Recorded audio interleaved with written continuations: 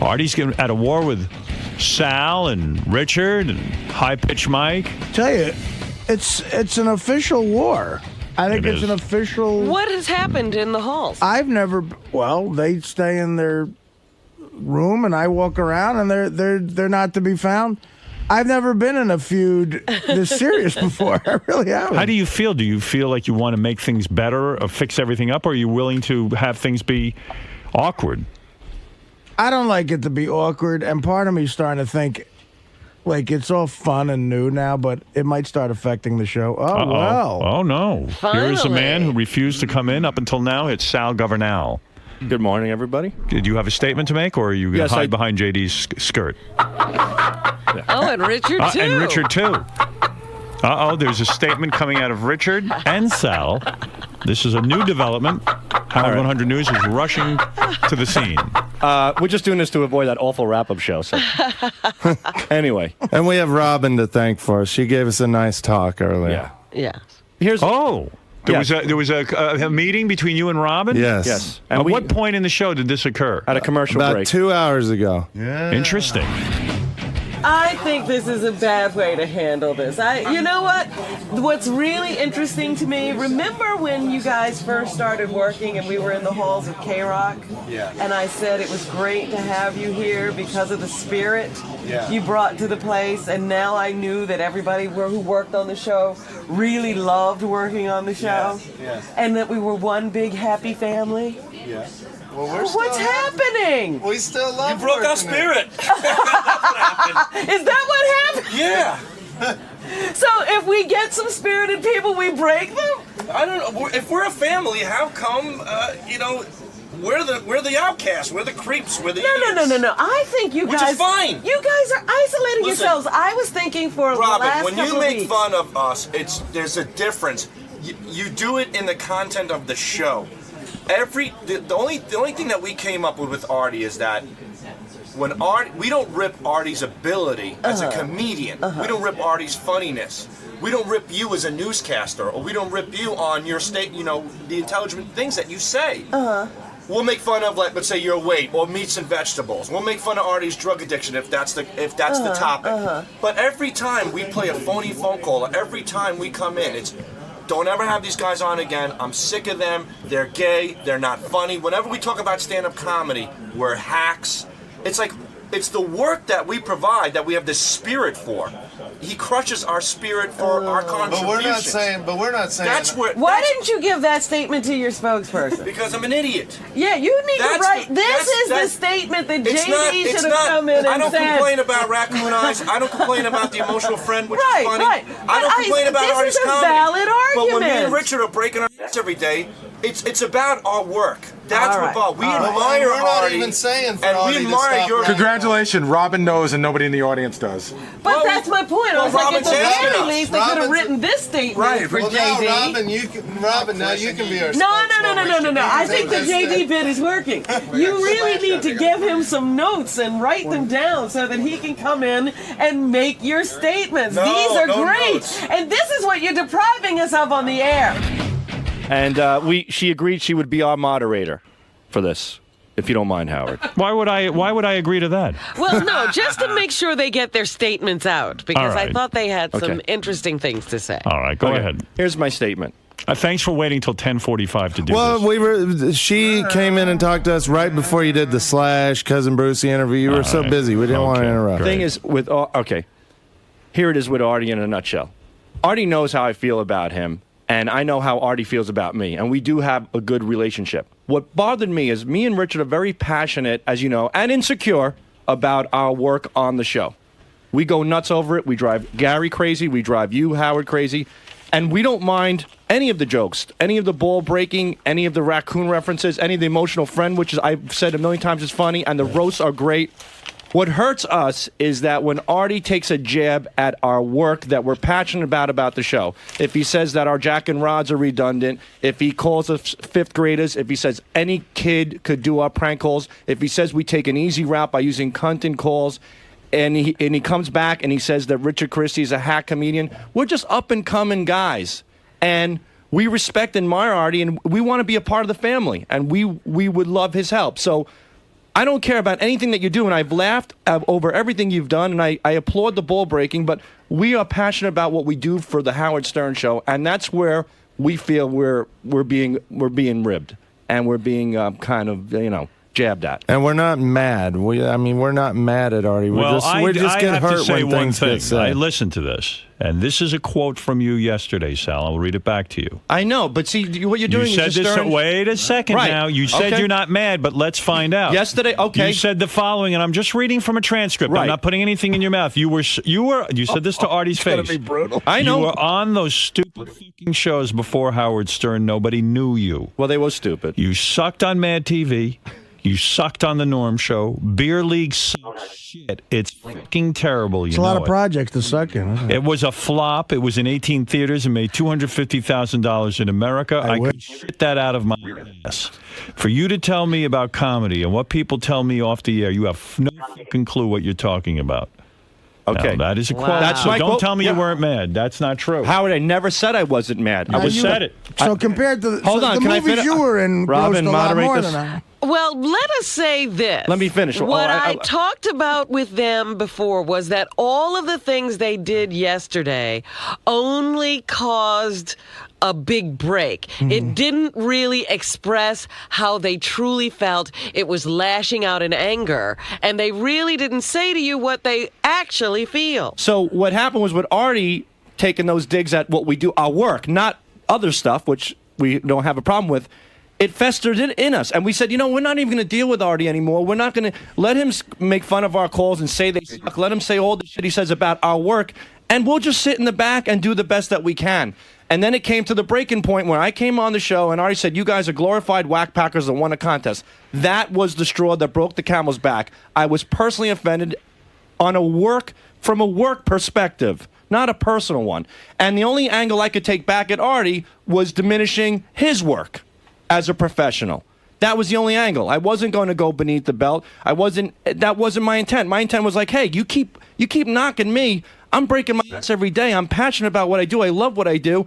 Where can I go? I could say, well, I think you sucked on Mad TV and you sucked on Beer League. Is that true? No. But it was to a certain degree, maybe. But that was the angle. What is this? It's ridiculous, Sal. It's so phony. It's not phony at all. Yes, What is this? See, it's bullshit. No, and that's the truth. And that's the But that's why we didn't come in earlier, because Right. no matter what Sal, we say, we can't defend Sal, ourselves. You said all that stuff before I mentioned Never. that you won a contest. Yes, you did. Tell me when.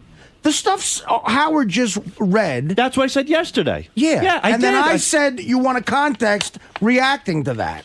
Right, but I didn't say all that. No, when they brought up the wrap-up show. That is true, because Okay. on the next page, Of course it's true. several pages later, Artie said that. Okay, but there were several things that Artie said beforehand, which triggered me to say that. Artie, do you mean how? In anger, I spoke improperly.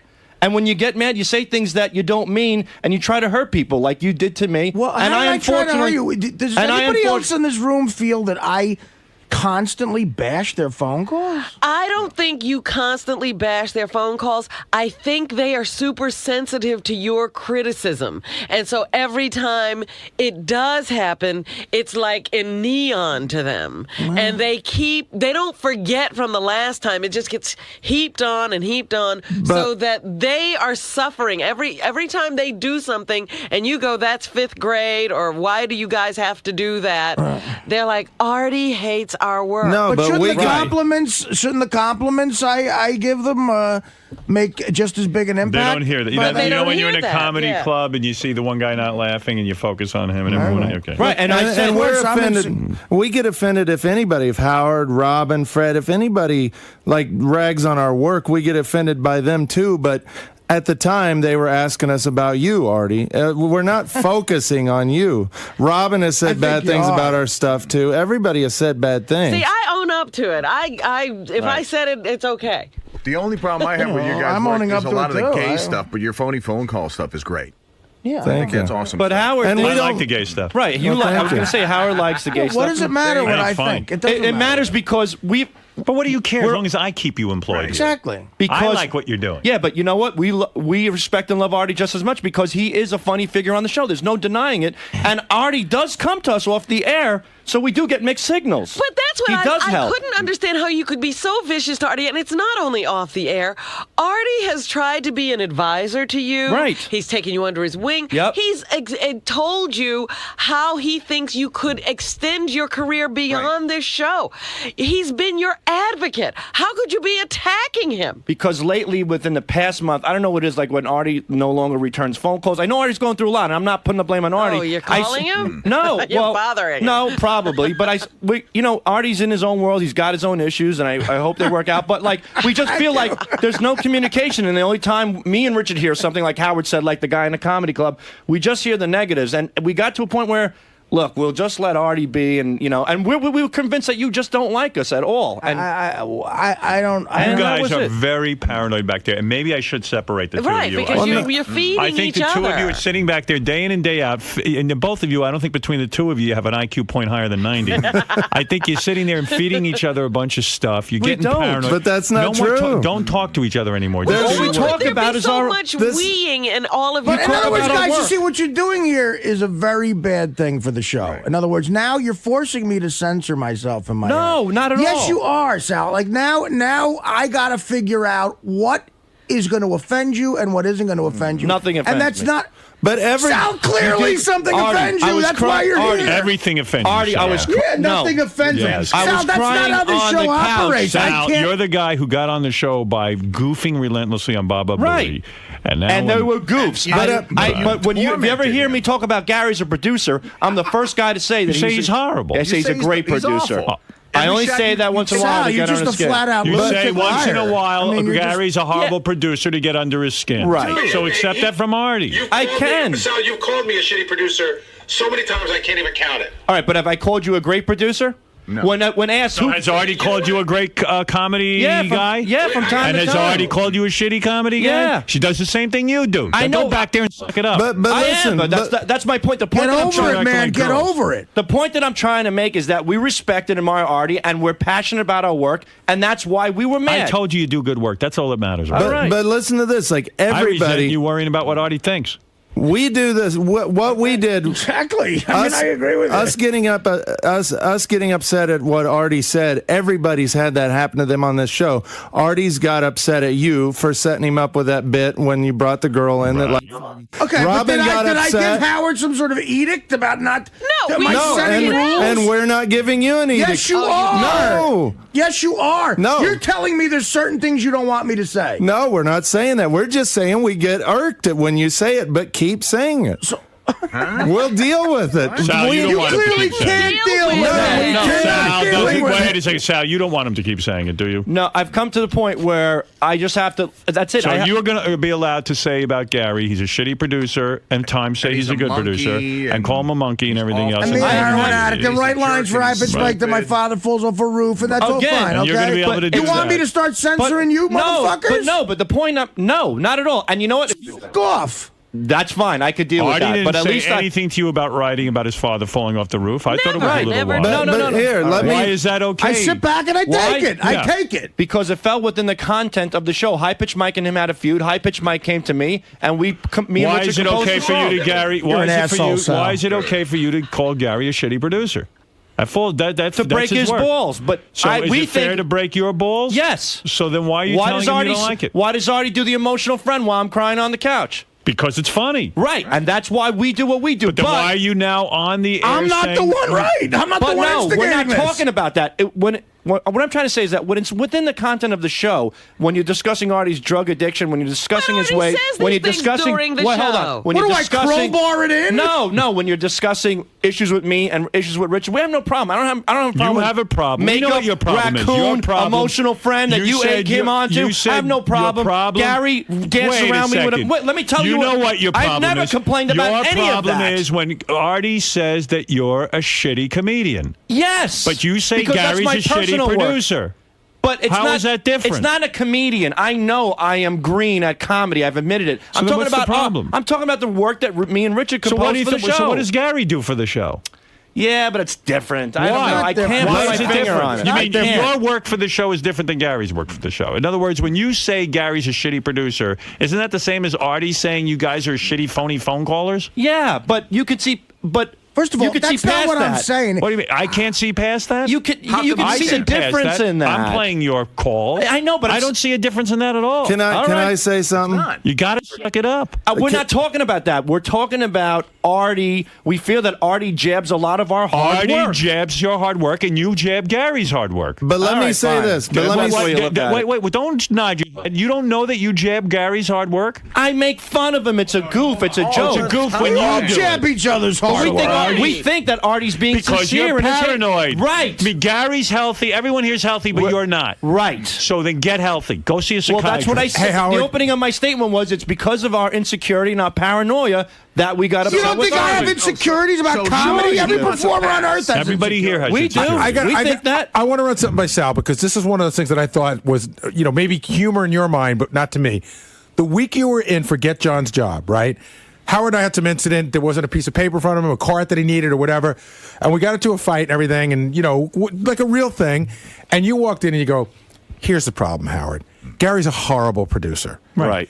And you know what? I wasn't finding humor in that. I dealt with it. I wouldn't even know if I'm going to have to deal with I you thought forever. it was funny. It was Me funny too. to them, and I So took Sal, it. it's funny when Artie busts your balls. It is. It's great. Like emotional So friend. stop whining about it. No, I'm not emotional friend. Don't We're confuse saying it. anytime he breaks your balls. Okay, if anytime. he's breaking Fine. your balls about your work, See, but I now know it you hurts. now I'm don't- free. but Now don't you have be to sad. now I have to edit myself No, in you my don't. head. No, you don't edit. We It's- just thought that you hated us and hated everything that we did. Well, We've got to the. Don't edit yourself. All we're saying is when you say it, it hurts, but we'll deal with it. No, you're not dealing with We it. are. You guys you're asked not. it. No, we are. The reason that all this came up is because people are putting up notes saying these guys are back there freaking out. Maybe once every 2 weeks we get mad at something that Artie says. That's pretty often. No, We no, were I'm saying together. maybe that much, but we're not I think back I know. there I'm stewing. thinking back to when this started. Probably the time I pointed out that maybe some of the phone calls always had that theme of Right. interrupting. And let me Right. say this, that turned into a funny bit. It hurt Right. a little bit at the Okay. beginning that you said that, but it turned into a funny bit and we dealt with it. So don't censor yourself. You can rag on our stuff every day, but there's no way. Howard, Being a human, there's Richard's giving me permission. Yes. So he's giving me permission not to censor myself. Right. You think Exactly. I'm waiting for that permission from you? You dope. No, but I don't want you to think that we want you to not talk about us. But the problem is, if I continue doing whatever it is I'm doing, once every 2 weeks, you'll So have a you pussy are- powwow, Well, no, and I'll fucking. You're here to encourage Artie to keep ragging on you. Yes, Is that what you're and saying? I'm Sal, saying- that's what you're saying. That's All fine. right. And I Do it think- done. Now get out of here. Wait a minute, wait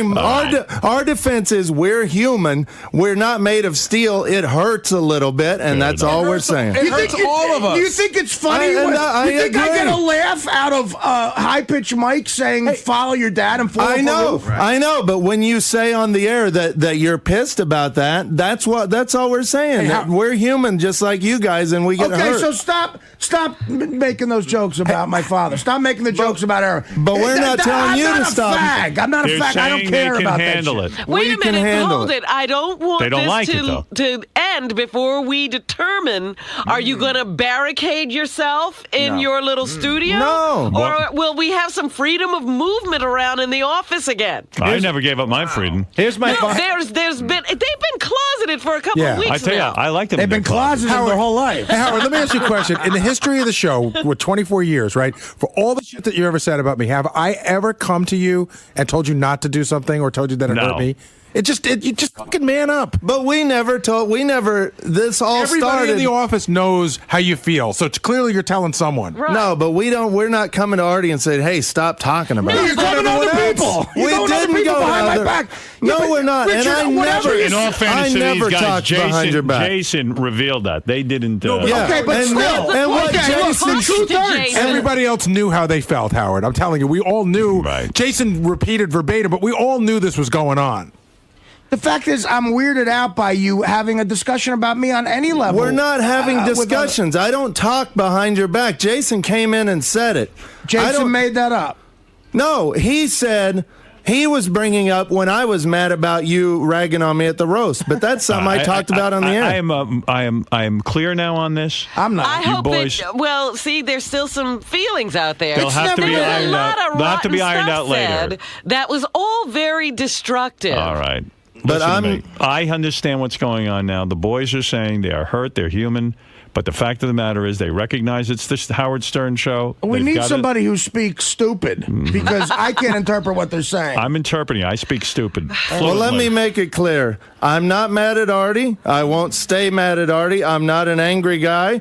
I love everybody on this show. I love my job, and I'm going to continue to have fun and have the greatest job in the world. And continue And not keep to do coming up and- with those great right, Don't ideas. do That's drugs right. and ruin your creativity. I'm not going to do acid and ruin my ideas. If you make another statement like that, I will promise you not to goof on it. All right, Keep Sal, goofing Could on you it. imagine? Could you imagine? My final statement is, Artie, I hope you accept my apology for going overboard in a state of anger. I didn't mean it, and you can certainly do what you want. And I'm glad that you made us aware that they are just jokes and we are overly sensitive. So I apologize. And how is Beer League? Beer League's okay. I'm being honest. I mean, that doesn't mean anything. I mean, it's my opinion. It's okay. That's right. Okay. And I did wish Artie success on that. I'm glad God, you had that I can't successful wait moment. to see the movie you make. I made Robin's Meat and Vegetables. Yeah, that's great. Yeah, I got a standing ovation and people applauded the whole time at the theater. You're a dope.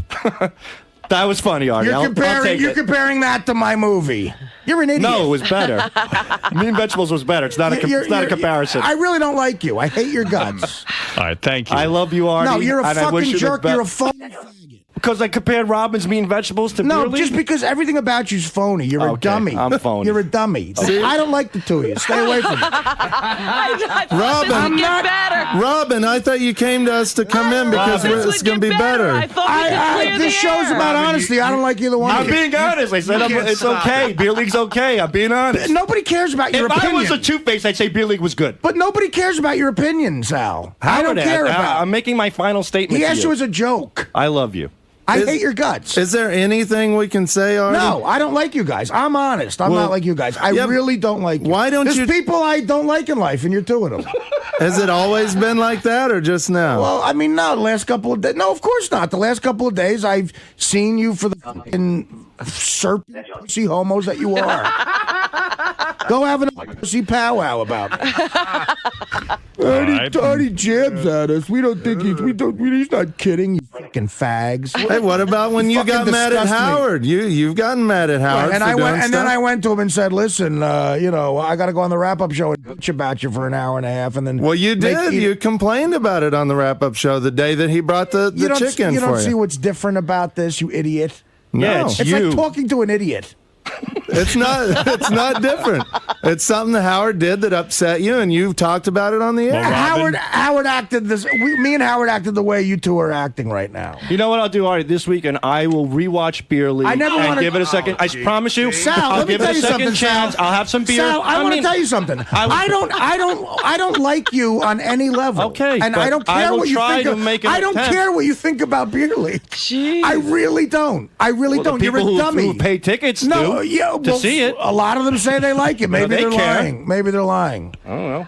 So Jesus. I will. This is I will not- make a Sal, you sincere will attempt. never. I saw it in the Sal, if theater. it wasn't for Nice this show, job, Robin. Sal, you will not how I never work envisioned in it this going. business ever Right. again after the show. Ever again. But you know what? Because you're a nothing. But I'm you're on a this show. nothingness. But this is yeah, my- but this this show's is going to my- go away, and you'll be a whole that's- ass wipe.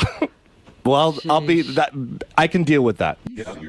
So, Artie, do I still get the Chelsea hotel No, room? I'm sick of giving you guys handouts too. Artie, you off. want your Beer League DVD back? No, Sal, I don't like you. I know you made that very clear. But I don't like you at all. No, I and don't you give a- call us dopes- Hold on, you just call us and dopes and idiots for and fun. if you come to me outside with this shit, I'm going to drop you, and then Why? I'm going to punch you in the face. What? What? Oh my No, God. whoa, What are hey. you doing, All right, Artie? let's end Hey, this all right, now. that's enough. What happened? I missed it. Maybe you should go. Artie just nailed Sal with What are you something. doing? Artie. Artie, you why doing? would you do that? Oh, what are you doing? Go What is now. that? Go. What- Go. Hey, Artie, Go. easy. Jesus.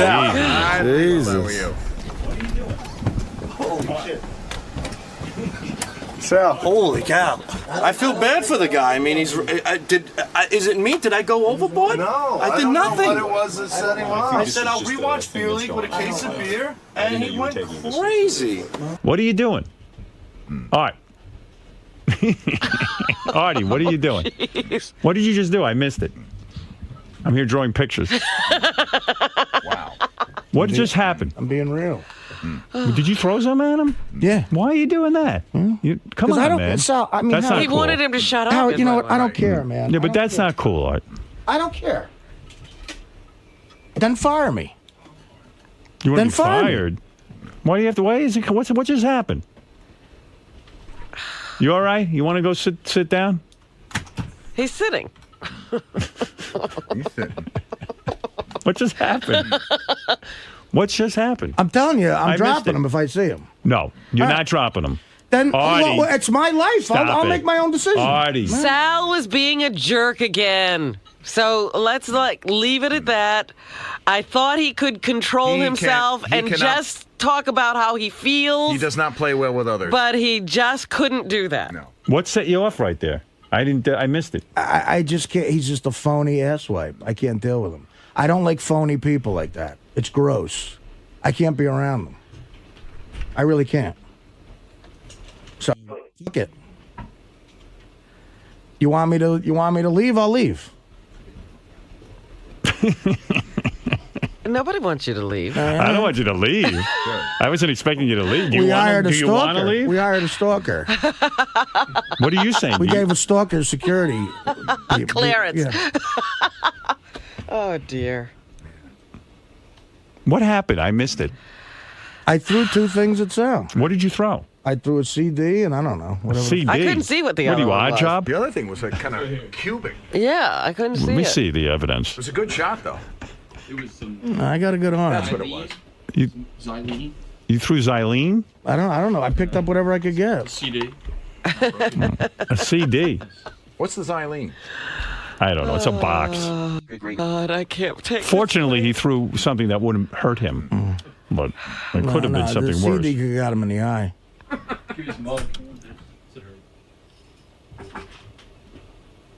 Wow. You were really keeping it real. I mean, what's going on here? I mean, I don't know. I don't. I didn't I know that probably you were don't gonna- belong in this business. I never have. It always ends bad for me. I don't like a lot of people, and he's one of them. You do like him, I feel. I don't like I him. think this is just a thing that's going on I don't right like now. him. I didn't know you were taking this so seriously. Well, Yeah, I thought Artie was doing better with this than they were. I did too, but he's not. it's enough of him. I'm putting an end to this. All right. You two will get along. Oh, You're going to have to learn to live with each other. No, they'll get along just fine. Well, that's what, I mean, we're telling you. Learn No to more live with each discussion other. about this. This is done. Now it is done. Now I'm stepping in. This was fun up until now. It was fun up until now. Now it's getting real. Thanks, Robin. You know what? Robin went out and talked to them. That is the end of my career I as a have to say- diplomat. Yeah, you're no Theta 7. Robin set it in motion, but Sal is like this defective toy. He Let me keeps tell you aiming something. back towards the wall. He can't help himself. Well, What I'm gonna- talked to them about in the studio back there when I went to had nothing. I was like, let's not even get into what you got into the other day because that was all set out of anger and it was stupid and it did nothing to help your position here. And when they told me how they really felt, I said, that's something you should say. They couldn't keep to that script. No. Know what happened? You just quit the show again? No. He said if you want to fire him, he'll go. Right. Why do I always have to fire? Well, Why can't I'm you- sure human resources do you would do it. Do you want to leave? If Sal's bleeding, Do I'm you sure. wanna leave the show? I'm sure I might be. I get fired. No, Howard. I don't want to do any of the stupid shit I've done in my life, but it happens. All right. I'm going to settle I'm this right now. self-destructive. I'm going to listen to me. Would you mind? Listen to it's me. no Look reflection at me. on Look you. at me. I love you. Maybe Wait. I'm not cut out for Artie, this shit. Artie. I should be loading trucks. Artie, I'm going to bring Sal in here now, and I'm going to wire Go this ahead, out. bring him in. I can't. You can't flip sure? out. You got to promise me you're not going to hit him. Oh. I'm not promising you nothing. Well, then forget it. Then that's not a Then good- I'm I not think we bringing him. need Right to now give is not this a some good time. time. See, Yeah. he What came is in it, a JD? better He's not position. bleeding. All right. I could settle this in 2 seconds. I could make things better. You want me to make it better? Or not? Do you want me to or not? Yeah, good. All All right. right. Sal, Get in here now. And Artie, but promise me you're not going to hit him with anything. If you're going to do that, I can't bring him in. All right. Bring in Sal. I will settle this. I'm going to make things better. All right. Sal, are you okay, first of all? I'm totally fine, and I understand Artie's anger. All right, what just happened? No, whoa, 1 second here. Don't just give talk him a to each chance. other. Don't talk. Let me handle this. Why was he? I don't even know what just happened. What just happened? What set him off? I said I was sorry, and then I teased him again about beer league. Okay. No, it's not about beer league. Right. He Well, feels- it's not. It's about your phoniness. All right, It's here's what I'm about your suggesting. insane phoniness. Here's It's what not I'm- about beer league. I don't. Artie, in Sal's defense, I don't You're think so it's stupid. Artie. In Sal's defense, I don't think it's phoniness. I think it's he doesn't understand how to speak. Mm-hmm. All right. You hear what I'm saying? I think you're right in a sense when you call him stupid. He doesn't know how to patch things up. That's why he's having problems with his wife. Well, the man's under a lot of neither do stress. I, clearly. All right, well, wait a second. not I'm going to saying- get to you in a minute. I'm not But Mr. gonna tell you about Sal. Sophisticated either, Sal's a obviously, little bit but- retarded. I'm going to be honest with you. I happen to believe he might even be retarded. Not even a little bit, but really straight on And Sal, I retarded. mean that as a compliment. Because you're Now- a high achieving. You're a high achieving High retard. functioning. Artie, I don't think the guy hates you at all. I don't care if you hate. No, That's let it, me- no, Howard. no, We no, no. make it too big. I don't care about I him. know you don't. I just don't. But I want to make it comfortable for you guys to work, and I'm just kidding I'm around. comfortable. I have. I don't work with Sal. him. He You don't be work with quiet. me. Okay. Sal, here's the problem. You're rubbing the guy. You're digging him, and you're digging him, and you're digging him, and then he's going at you, and you're going back and forth at each other. Mm-hmm.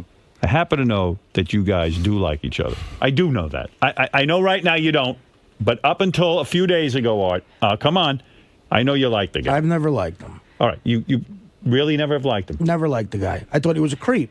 When I said something about him on the air years ago, and our mutual friend Kamal said, "God, that guy Sal is crazy. He wants to kill you." No. And I was like, really? He goes, Really? "Yeah, you better get on the phone." I So you never heard really a guy never so liked him? mad. You never found anything- And is there Kamal put me on the anything- phone with the guy, and when we hung up, I said, "Wow, that motherfucker's scary." But and aside now from I'm sca- working with him. But let me ask you something.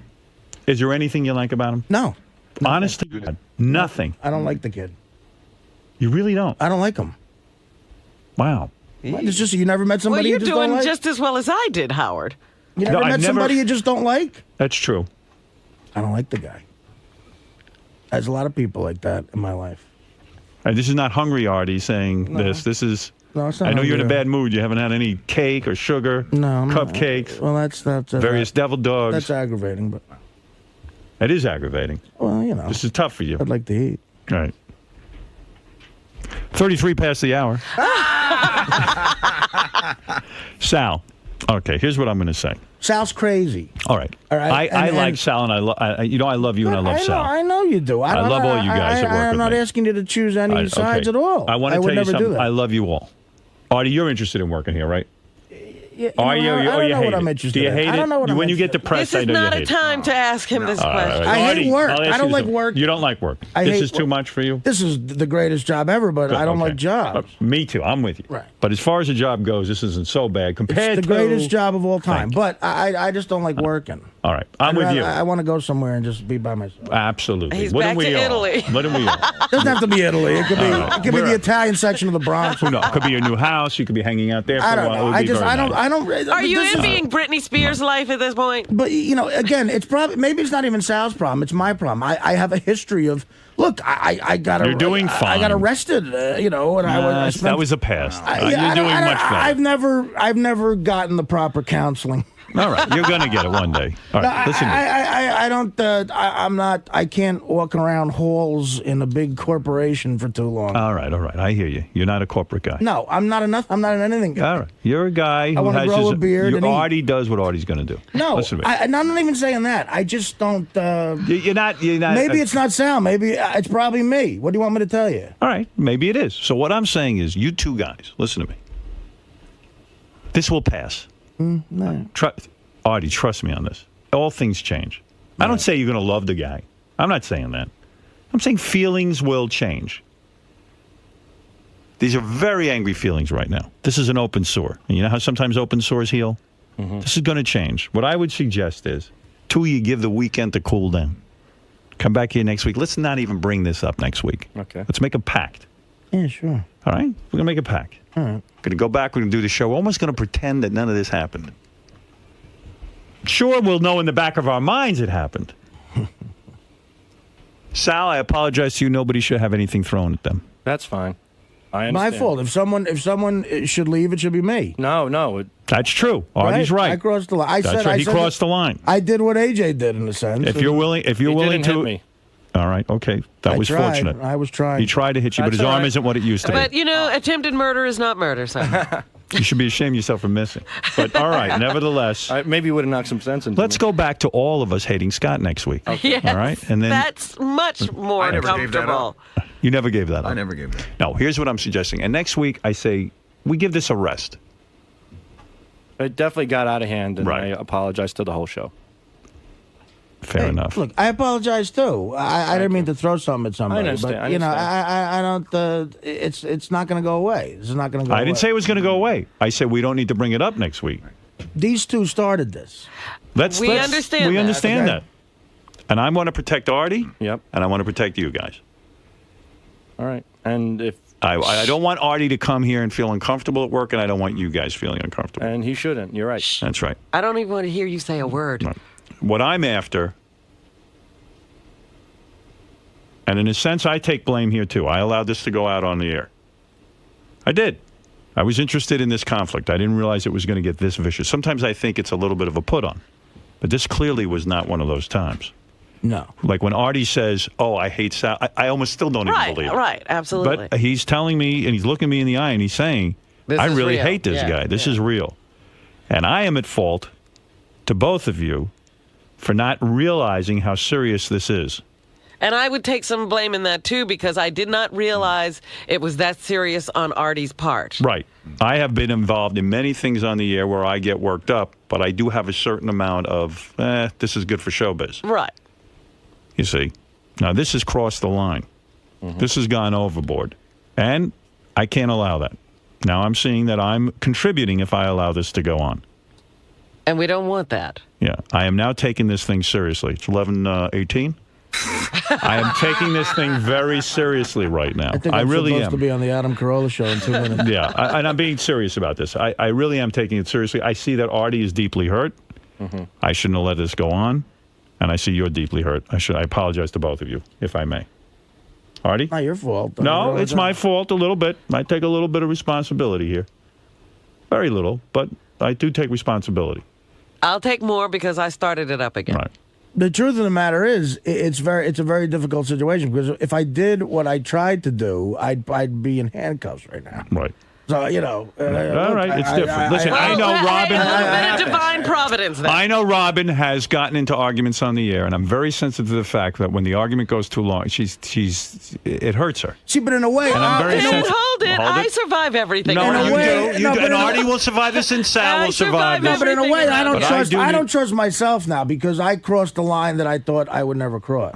A line that, Shush. no, Stop talking yourself out Bob of the job. Levy No, I'm threw serious. a bottle of Gatorade at Ronnie. It's a throw, Artie. You didn't choke me. You didn't lunge at me. You threw something that couldn't was get light. around Benjy. That's magnanimous of you. Even when I go through And my, I I'm think- not And look, talking. and look up hold the it. word magnanimous. Right. You'll see that I'm And I But think- Howard, I compliment. just have to interject here. Yeah. Even when I'm going through my I'm not talking to that person phase, there's a part of it that I love for the air. Yeah, but I do back it off sometimes, and I'm telling you I'm doing It's that now. not the point. The point I'm is just telling you what I do. I'm that giving you my I responsibility in survive. this. I I am telling you that I see here that this is some very raw nerve kind of thing. You mind if I have a cigarette? He doesn't ever back off on Fred. You never notice when Fred's getting really upset. No, I don't really think about Fred. I'm Can not I aware of smoke a any. cigarette? Go ahead, smoke a cigarette. Give us all cancer. Go ahead. me first. Yeah. Sal, there's some genuine raw feelings here. And I'm very, genuinely, very, very, very sorry. All right, and I am sorry to both of you. This should not continue. And I We're wish I done. could We're take done this- with it now. Done. Now we're Sal, done I'm, with it. Sal, I'm sorry I threw something at That's you. fine, Artie. I understand, and I get it. And I hope one day we can patch things up. And any way I can help, I will. I shouldn't have Very thrown. I nice. shouldn't That's have fine. thrown anything. Thank you, at anyone. Artie. And thank you, And I'm Sal. And sorry I will too, be more Artie, for protective. being a jerk to you. All right. It's Fair not enough. with me. All right. He doesn't know what he's being to me. All right. All right. He doesn't know, but he said something He very can't nice. help himself. He complimented you and left, and that was good. I just hate that he thinks this is something about beer league. It's not about beer league. Clearly, whatever it is about, it's enough. It's gone on far enough. I want to see you comfortable at work, and I want to see Sal comfortable at work. And it is my responsibility in this. and I am not doing my thing. I really didn't think it was that intense, and it is. It is. Howard, it is. I apologize to you. No, I'm sorry, man. Well, I'm sorry too. You okay? Honestly, I know you're upset. Now you're upset. Look, what are you going to do? There's one of those times in life you got to move on. I'm upset at myself because, you know, you try to reach a certain level of sophistication in life. You think you get there. You know what? I don't want you to think about this and you realize you're still a jerk off. I don't want you to think about this the rest of the day. I think you ought to give yourself a reprieve. Let yourself off the hook. How am I going to do that? Enjoy yourself. Do you like my plan? We're not bringing this up anymore. Sal, I think, likes that plan. That's a fantastic plan. All right. We're gonna give it a break. Execution is the key to a plan. Well, we're going to execute. The cigarette is killing me. I'm going to die. Sorry, it's the only thing keeping me from literally exploding right now. Why, you're angry with yourself? No, I just What? What's going on right now? I just need something to relax me. Some sort of badness in my body. How do you feel about all this? I hope it gets resolved. I'm more concerned about Artie than anything. I mean, it's just like things. It starts out angry, turns into jokes, and then it snowballs back to anger. It's like you don't know where it's gonna go. It's just crazy. And then, what do you think about all this getting physical? Did that really freak you out? He threw something at you. It did, but it didn't. I mean, the guy, he's angry. So, Gary, what do you think about this whole situation with Artie and Sal? I'm not really going to talk about it anymore. I'm going to respect Howard putting a moratorium on it. I don't want to see any more bad third-rate band CDs flying around the studio. Benjy, what's your whole take on this this rift between Artie and Sal? Oh, we're not supposed to talk about it. You can't talk about it? Just I don't think we're really not supposed to. I don't think so. Are we? I don't know. I don't think we're supposed to talk about it. I think they want to it's a cooling off period, man. I think. I'm really tired. Robin, what do you think about this whole mess with Artie and Sal? Look, I'm not doing any more interviews about this. There's a moratorium on talking about that incident at this point. Right now, it never even happened. Okay? Fred, what do you think about this whole situation with Artie and Sal? It's safer in Iraq. That's all you have to say about that? That's it. It's safer in Iraq. Any final words on what happened? I've been asked not to discuss it by my boss and mentor, Howard Stern, so no comment. Go Yankee.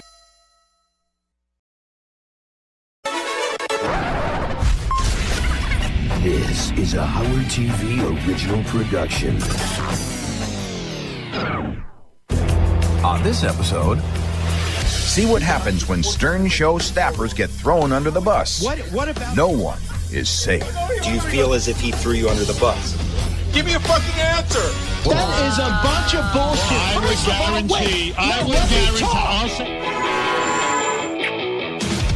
What's your problem? Testing 1, 2. Baba Boo. Yeah. Hey-oh, yeah.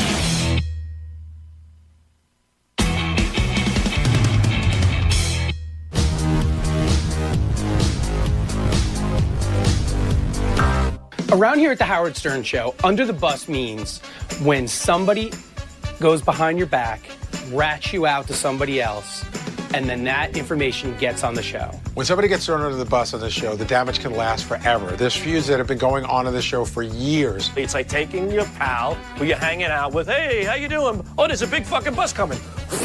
You're right under it. Didn't see it coming. And that's what it is. It's the element of surprise in a scummy way, but funny way. Working at Stern, it's definitely like swimming with sharks. I mean, everyone is looking for the chance to nail you. Jason Kaplan and I were talking, and Jason led on to me that he believed that Scott DePace was using the robotic camera to spy on Howard's call screen. Scott DePace went to the news and was starting to complain about Steve Brandano not letting him know when callers off certain callers that they want to put pictures up, like Bobo or Marianne from Brooklyn. To which I commented to the news, I'm shocked Scott needs Steve because he's always using his camera to look at the phone screen. A Howard 100 News investigation is raising questions about Howard TV director Scott DePace's use of the robotic camera that's perched behind you, Howard. Scott admits sometimes using the camera to focus on Howard's screen that shows the list of callers waiting on the phone. This controversy started because Scott was mad that Steve Brandano didn't give him a heads up when certain people called so that he could have a good story that you just did. You just did a fine piece of reporting. Thank you. That practice is no longer allowed. Howard.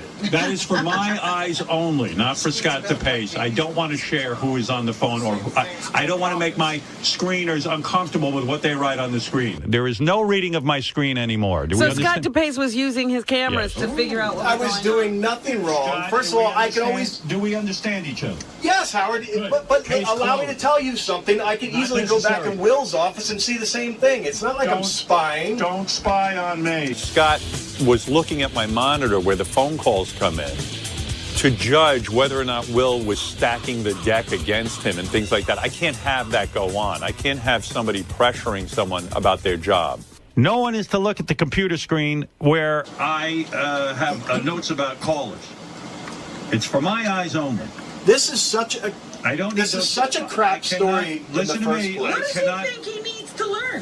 One of the things that we as a crew have done in the past, which is simply take one of the cameras and look at Howard's call screener, just so we can see what callers are going to come on, and I can get the pictures prepared to use in my caller boxes for the viewers. This story is a hard-hitting, factual case. You admitted it, Scott, on the phone yesterday. I told you if we had done it. Camera on Howard's call screen. Those are the facts. I didn't read anything into the facts. The facts are that you trained the robotic camera on Howard's call screen occasionally, in part to see who's calling in about you. How can you dispute that?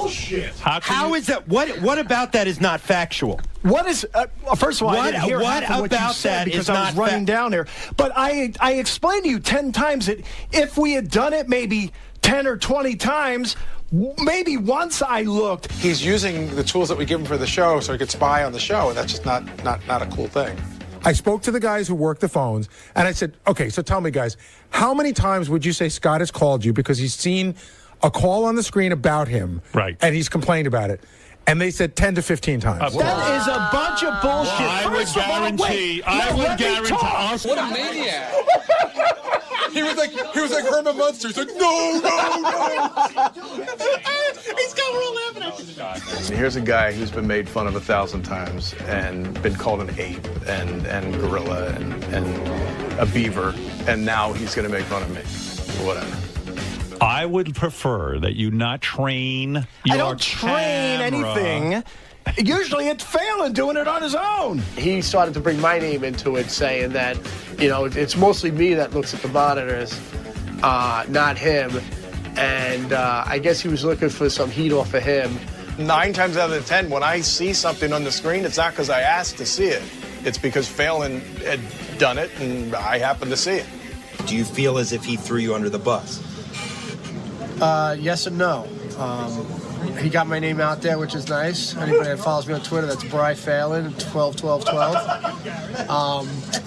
But I don't get offended or upset like he does. So, there's a way to play it. And if you don't say anything, then nothing becomes of it.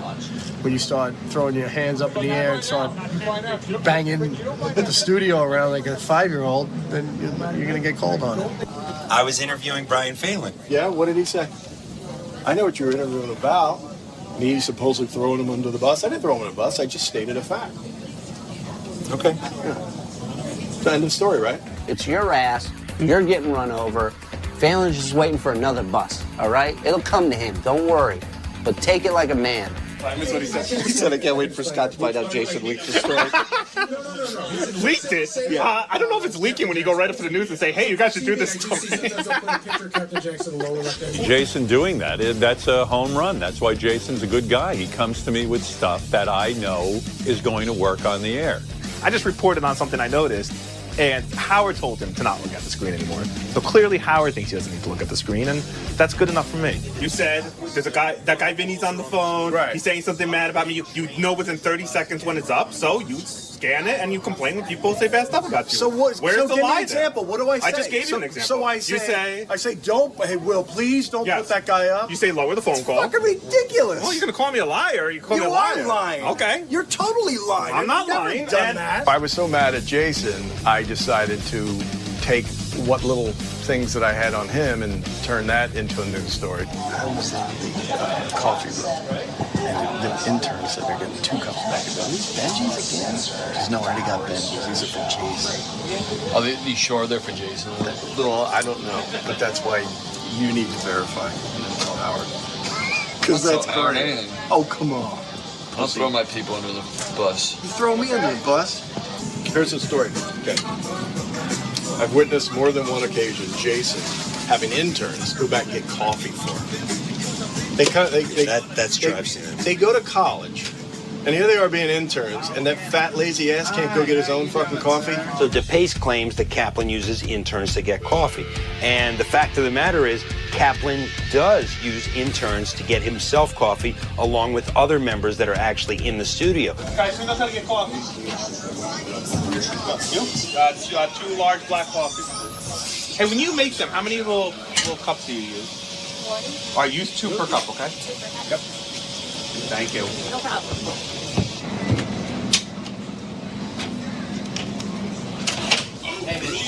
Thank you. Do we want on my desk? Thank you.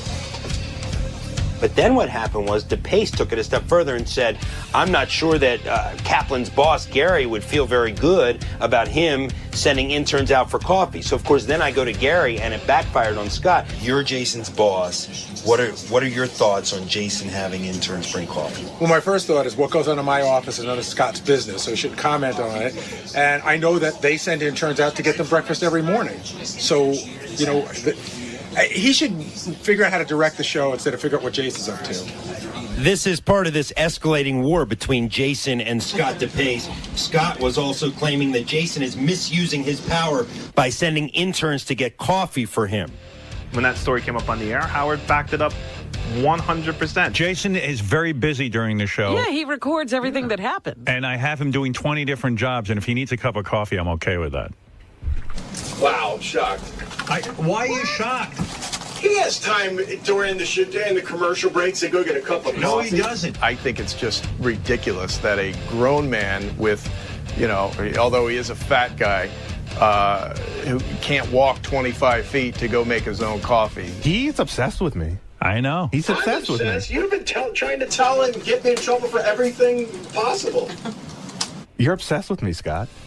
Tit for tat, then Jason, fat fuck piece of shit, then tried to get me in trouble for working on my Video Caddy website at work. Well, Scott, you were right. I send the interns to get coffee in the morning. For Fred, Benjy, for myself, sometimes for other people here, sometimes for the guests. It's part of their job. If we want to go down this road, I can certainly start reporting some of the things that Scott has people do. Why don't you ask Scott DePace about how many hours at work he spends working on the Video Caddy website? Jason Kaplan went on the record to suggest that, Howard, you should get a piece of the company because the work was done on your time and your dime. Scott, is that true? Howard, we've talked about this in the past, and if it happened once or twice, that was it. And we've already talked about it, so this is an old story. I have not worked on a website in a year. When someone pisses me off, I don't generally talk to them for, it takes me a few days at least. In the case of someone like Jason Kaplan, who's thrown me under many times, at this point, I still don't want to talk to him, and it's been a couple years now. If you want to come back and say something else at me, I'll come back with something else. My back pocket is huge, like everything on me. And I got lots of stuff in my back pocket on everybody. Everybody. I find myself, for the most part, to be the one throwing people under the bus, although I don't like to do it that often, but you know, when I have a tidbit, I'll pass it along to Howard. I went to dinner with Ronnie almost 2 weeks to the day after the party with Benjy and Richie Wilson. Right. And we were talking about the party. Right. And he was like, well, I said, you know, we put a clip reel together. We pulled a bunch of clips.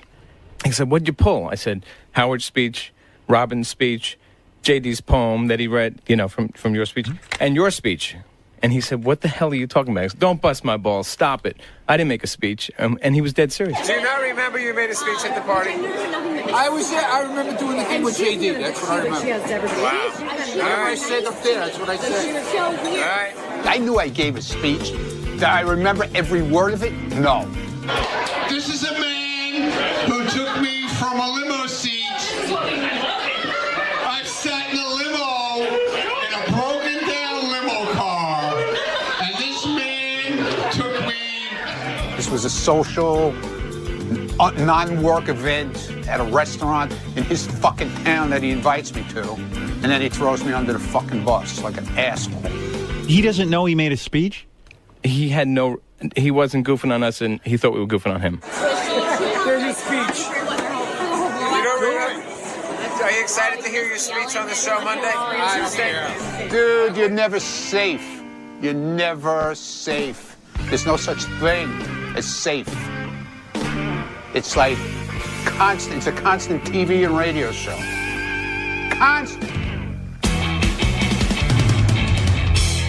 On Howard's computer, one-way instant message system that we get to send Howard notes on.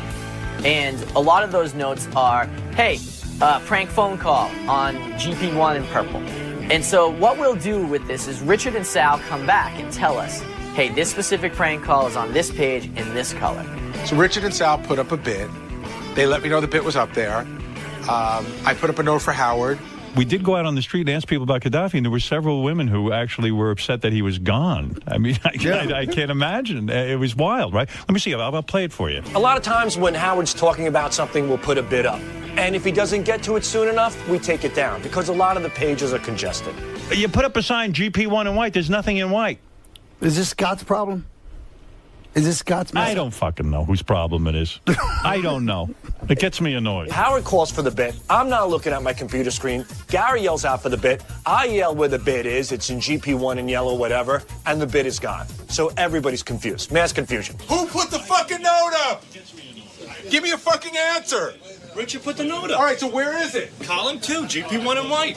GP1 in white is Ronnie Munn inside the actor's studio. GP1 in white. Is Ronnie Munn inside? So we don't know what that means. I don't know. I didn't come in here. Let me get Richard. Hold on. I need to know who put a note up. I need an answer. Richard. All right, so someone's got to answer the fucking question. Gary was really pissed. It's kind of like at the zoo when you taunt the apes and they go crazy and get really angry and start throwing their feces at you. If Gary hadn't already taken his morning shit, I think he would have shit in his hand and threw it at me and Sal. I'm screaming and yelling, nobody's answering. In other words, you put a note up and then nobody knows what it means. You're telling Howard Gaddafi bit and it's Ronnie bit. So it's, I don't understand. Here, come here, look. Right here, Ronnie Munn inside the actor's studio. Yeah. So what does that have to do with the Gaddafi bit? We had a Gaddafi bit up before and he didn't go to us, so we took it down and put this. I know, but now, why? I don't understand. If you put stuff up, leave it up. Let me be the final decision on it. I would have taken the bull. Maybe I would have taken it down, but I'm taking shit for something I didn't have control over. I'm the one who's going to get yelled at. Howard, what the fuck is going on? The answer is I don't know, and nobody can answer me. What do you want? Before you know it, I look like an idiot. Rich looks like an idiot. Gary doesn't want to look like an idiot. He runs into the studio and he makes Howard aware of what just went down. I want to explain to you, by the way, what went on before, because I lost my voice because I was screaming. Richard and Sal put up a note that they had these Gaddafi things, right? Then they were up for like 45 minutes. I guess you didn't go to them. So then they were up for 5 minutes. Well, whatever it was, for some reason you didn't go to them. So Richard and Sal put something else up, and they took it down. And I go, "Why did you take it down? You never take anything down." Listen, we got to have a fucking meeting. I talked to him about it. The second they put something up, I can't respond to it. It's in my head that it's there. So they said, if they put something up during, they have to leave it. I said that to them, and I said, "Why did you take it down?" And Richard goes, "We were out of colors." I said, "Fucking, there's a million colors." Oh, come on. So I talked to him about it, but I wanted you to understand what happened. It just makes me sound like a fucking idiot. I mean, they've never taken anything down before. I don't know what the rush was. The page wasn't even full. Oh, there was nothing on the page. And then I go there and it's not there. Here's the difference. I want to know what happened Howard wants to know what happened. Somebody says something in the office they don't want people to know, and somebody repeats it back. That's throwing a person under the bus. There's a huge difference. Once I know it's up there, I'll get to it. I might take a half hour to get to it. I might take an hour. I might take 2 hours to get to it. What is the rush to take it down? So once you put it up there, leave it there, and then take it down after the show if I don't get to it. When we screw up, It hurts. It hurts big time. Just to keep this from happening again, when we put a song or anything up for Howard to play during the show, we don't take it back down until after the show. The great thing about having TV cameras here at all times is it no longer is a matter of hearsay. There's actual video evidence that somebody did something stupid. So Gary and Howard were talking about how Gary botched the vacation schedule and he miscounted. I'm in a phone conversation the other day. I go, Gary, okay, if we work this week and we work that week, you know, blah, blah, blah, blah, blah. He goes, Wolf, okay, now you have to be quiet.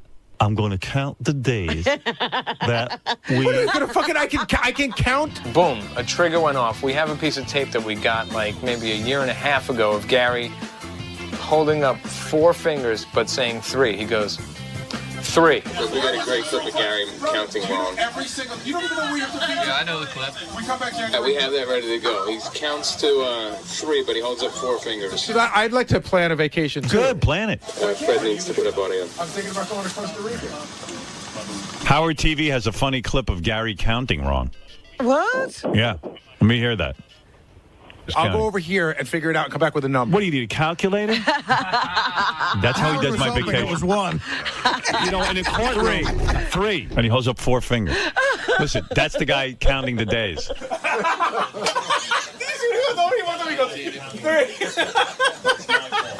Do I like doing this stuff? No, but is it part of my job? Yes. And Gary would have done the same thing to me, I'm sure. That's why we're here today. Did you see 4? He says 3 and he holds up 4 fingers. That schedule went... I want you to know, that schedule went through... Robin, 3. I don't really remember it that much, and it doesn't seem to bother me that much. When someone says you have 3 vacation days and holds up 4, it means they're confused. So, I don't know. It's all fun. It's all a good time. I think in the history of the show, there's been 2 people who have relished the job of throwing people under the bus. For many years, it was Stuttering John, and more recently, I would say it's Jason. Jason Kaplan. Jason Kaplan. Jason Kaplan. Jason Kaplan. Jason Kaplan. Jason's the guy. Jason takes so much pride in it. Like, he enjoys it. It takes one to know one, and that motherfucker knows buses. He's great at it. He has a great memory despite all of his use of marijuana. He loves to throw people under the bus, and he does it to kiss Howard's ass. You gotta watch what you say to him or about him or... fucks what you say about him. He knows he's a fucking prick. This is an entertainment show. This is like, it's like Survivor almost. Like, who cares? This is what we're here for. I'm going to lecture Benjy right now. I do actually love Benjy, and I'm going to lecture him right now because I'm reading about this radio reporter who got killed in the sex slave thing. Yeah. And I'm going to... By the way, if I sound a little dopey and tired, I stayed up for the entire American Idol last night till 10 o'clock, which I never do. Was that important to you? It is. You know what? I'm not going to lie to you. I'm not going to bullshit you. I'm not going to sit here and tell you it is. It's that important to me. I watched it last night, Howard. All right, don't act like you're above it, because you seem to be watching it plenty. I read about it, and that's why I can comment on some things. Okay. But last night I was doing some things. I said, let me turn this on. It's Motown, whatever. Yeah. All right, let me listen to this. Say you watched it. It's one bad performance after another. Well, maybe that's the fun of it. But Benjy's the guy I need to lecture. Please. I need to lecture this motherfucker. Because I'm reading this thing and I'm thinking of him. And I know he goes on Craigslist and all these other websites to find liaisons with women. And as I read to you yesterday, guys who cannot get laid in real life are getting laid online in droves. But the danger is Why amazing. are they having so much success online? I don't know. And then why, Benjy? How do you explain it? Why so much success online? It's like niche marketing. You could, you go for exactly what you want. Right. You can. It's like fishing, but you have a line out all day till a fish bites on it. Web full of lusty encounters and dangerous liaisons. The fact that radio reporter George Weber met his alleged killer on Craigslist didn't weigh heavily on the minds of some New Yorkers looking for lust there yesterday.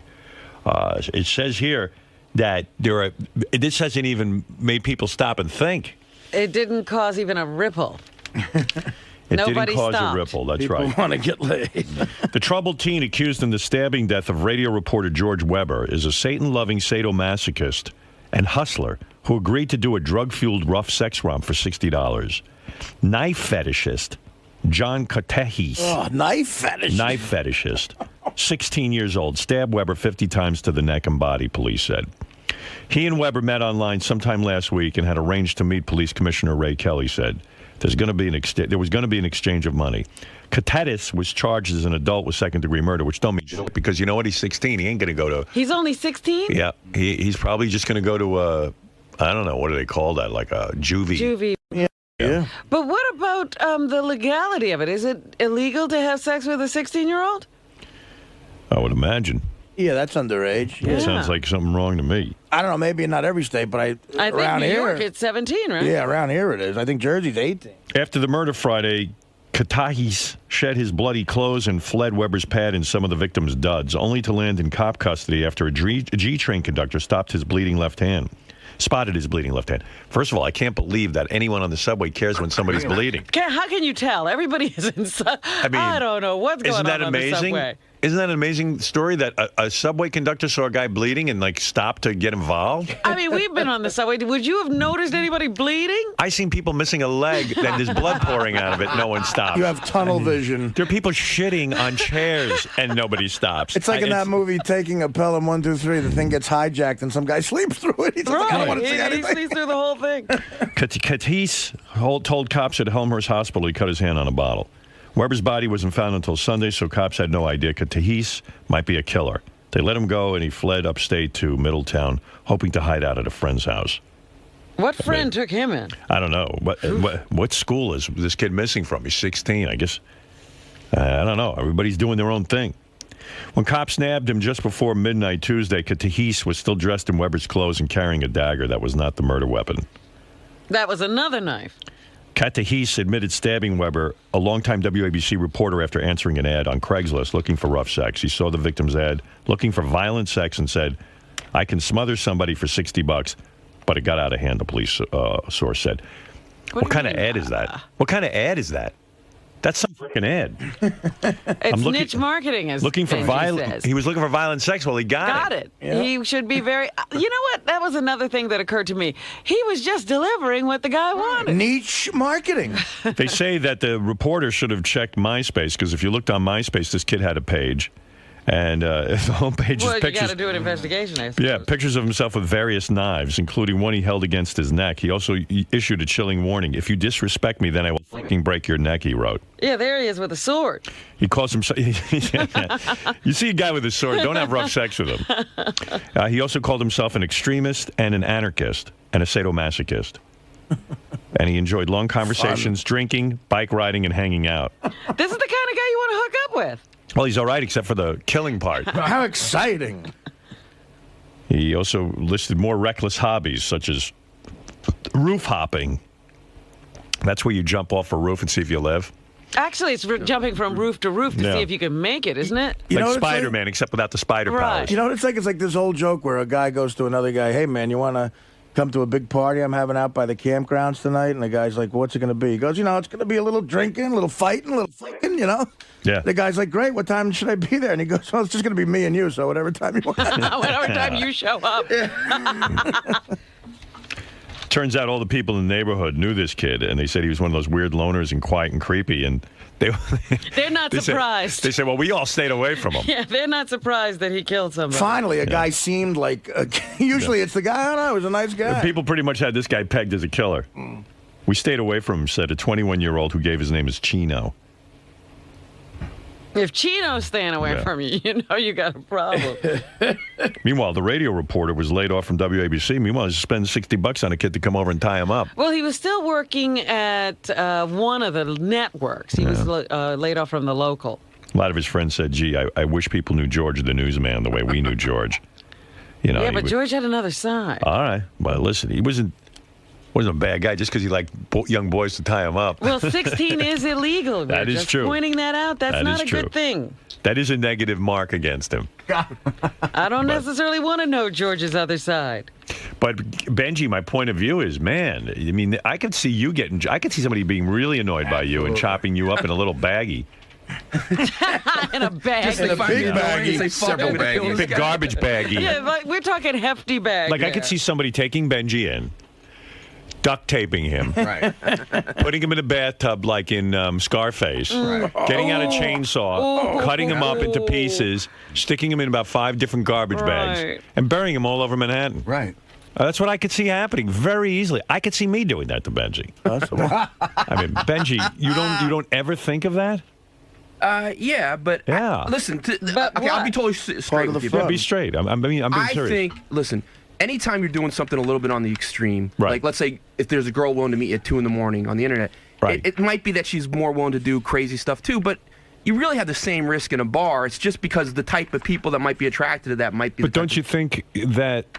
You know, a girl who says that 2 in the morning could easily lure you back to a place where a guy's going to rob you and beat you? But I don't see that happening any more than like picking up a chick in a nightclub. No, the chick in the nightclub, you can see who she's with.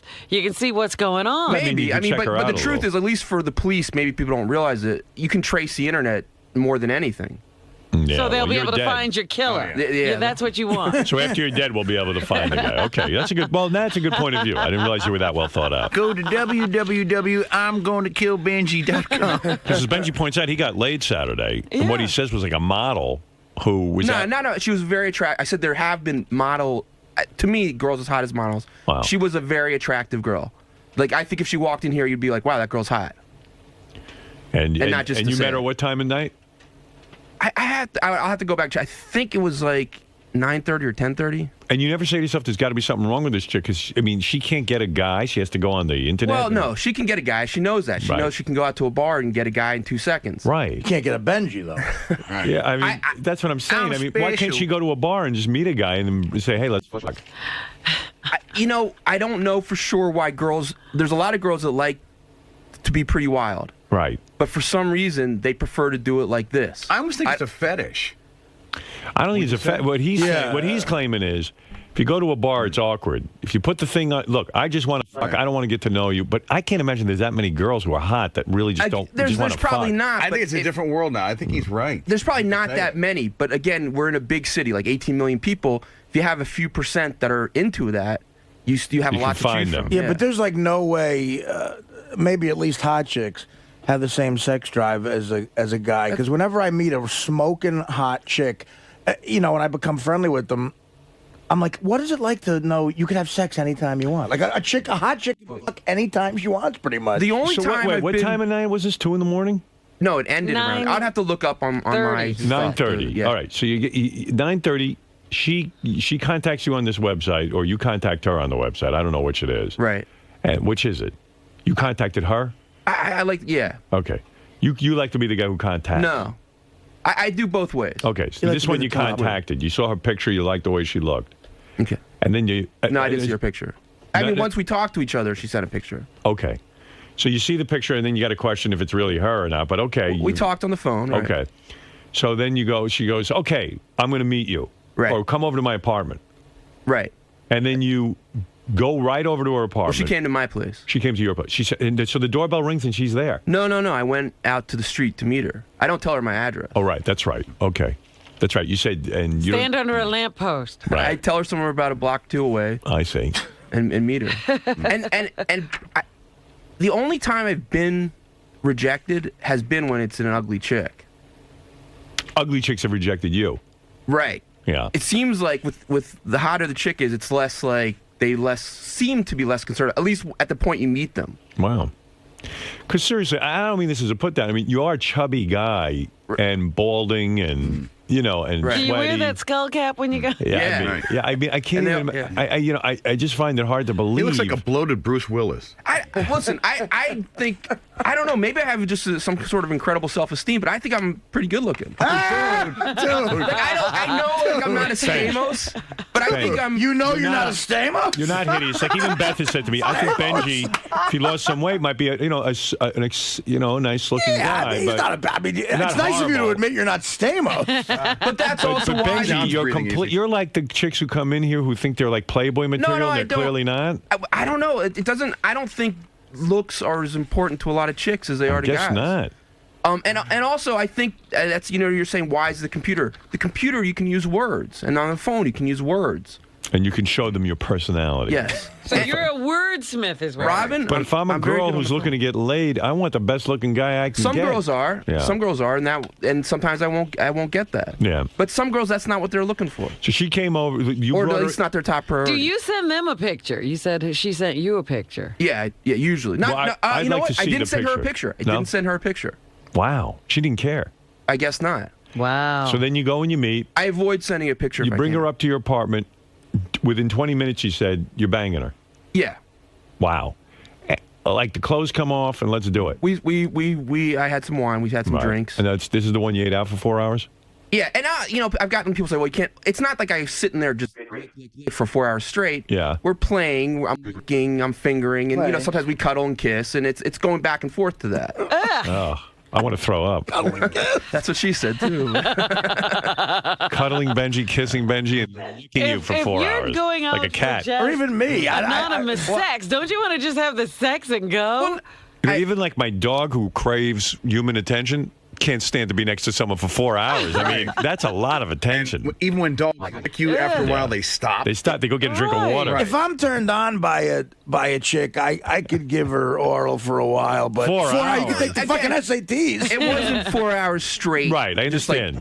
Like, But that's without screwing because you said you like to wait for the big moment. Well, I like to screw over and over and over again, but I know, like I said, I want to shower because I want to wash, anything off between the condom and my penis. Right. All right. Well, maybe I've heard enough. Oh, is this creepy? I'm just telling you how dangerous this is. Yeah, look at this. Again, We were I'm just not talking about doing this. A guy with a knife on the front page of the paper. Just because like I said before, a lot of girls do not find this hot to do this, so I'm not doing this anymore. I'm just dating. Liar, liar. You keep saying that. Well, I'm not. You are doing it. You just did it on Saturday. Don't lie to the women that you date either. They got to know that this is what you're into.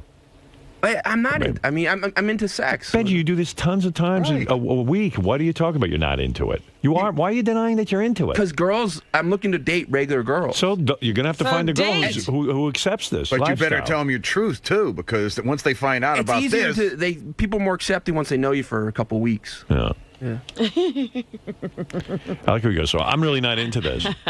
You do it every week for the last God knows how many years. He's forcing himself. Wow. If I looked like Benjy, I would be so nervous that when the girl saw me, she'd be disappointed. That I would never do this. The only reason. But what this choice is why, do you have if you look you like guys him? ask, this is why, again, I'm hesitant to talk about it also because the fun part about it is, let's say you do get rejected. Big deal. I do. But what does that mean? I would feel bad about myself. But let's say no one knew about it.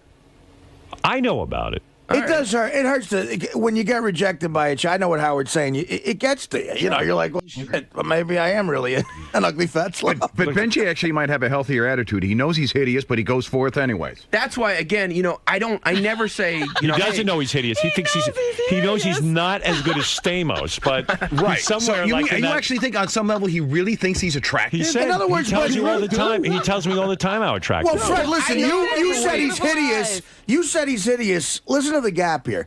You said he's hideous. Benjy feels it's necessary to say out loud he's no Stamos. So Benjy feels it's right. Benjy feels it's necessary to give that information out verbally. So Stamos was on Full House. Benjy is as big as a Full House. The best week that you ever had doing this, could you bang 5 different girls in a week? That's the appeal of it. If you want to get laid, you can get laid. If you you still have to put time into it. That's what this guy said in his letter. He says he can't get laid in his regular life, but when he goes online, he gets laid like crazy. So that's why people are taking these big risks, but you can end up chopped up in a bag. Right. I mean, where do you think your looks fall in our staff? I'm being serious. Okay, do you think you're better looking than Fred? Be honest. It's so hard for me to judge that. He thinks yes. I can answer that. Be honest, Ben. I think my face is like a prettier face. Right. But I think women would think of him as handsome, more handsome. So you're prettier than Fred. I don't even know what the fuck that means. What did he say? I don't know. Yeah, he looks like Rebecca Romaine Stamos. Like He's Paul prettier. Abdul, you're not answering the question. Are you better looking than Fred? I think all you guys are handsome guys, pretty much. Are you better interesting looking faces. Are you better looking than Fred? I guess I think I'm sexier, yeah. Okay. Well, Are you better looking than Fred? Yes or no? Well, you have to include shape. So shape-wise, no. If you include I'm fat, no.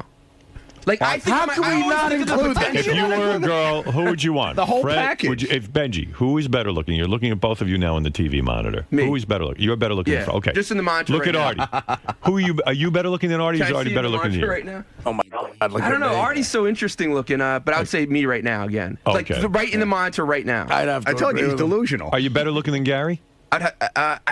Yeah. You are. Yeah, I don't have no. Well, that picture of Gary right now with his finger up his I don't nose. know. It's really hard to me because I think of you guys as all interesting. Like, okay, I go, are you better looking than Gary? And the TV camera goes on Gary, and his fingers are up his nose. when I first, It's like, you know what, Benjy? You are better looking than Gary. We have better habits. Like, I can tell you right now, like, Gary, what is that? You love to smell your fingers. I wasn't smelling them. Yes, you were.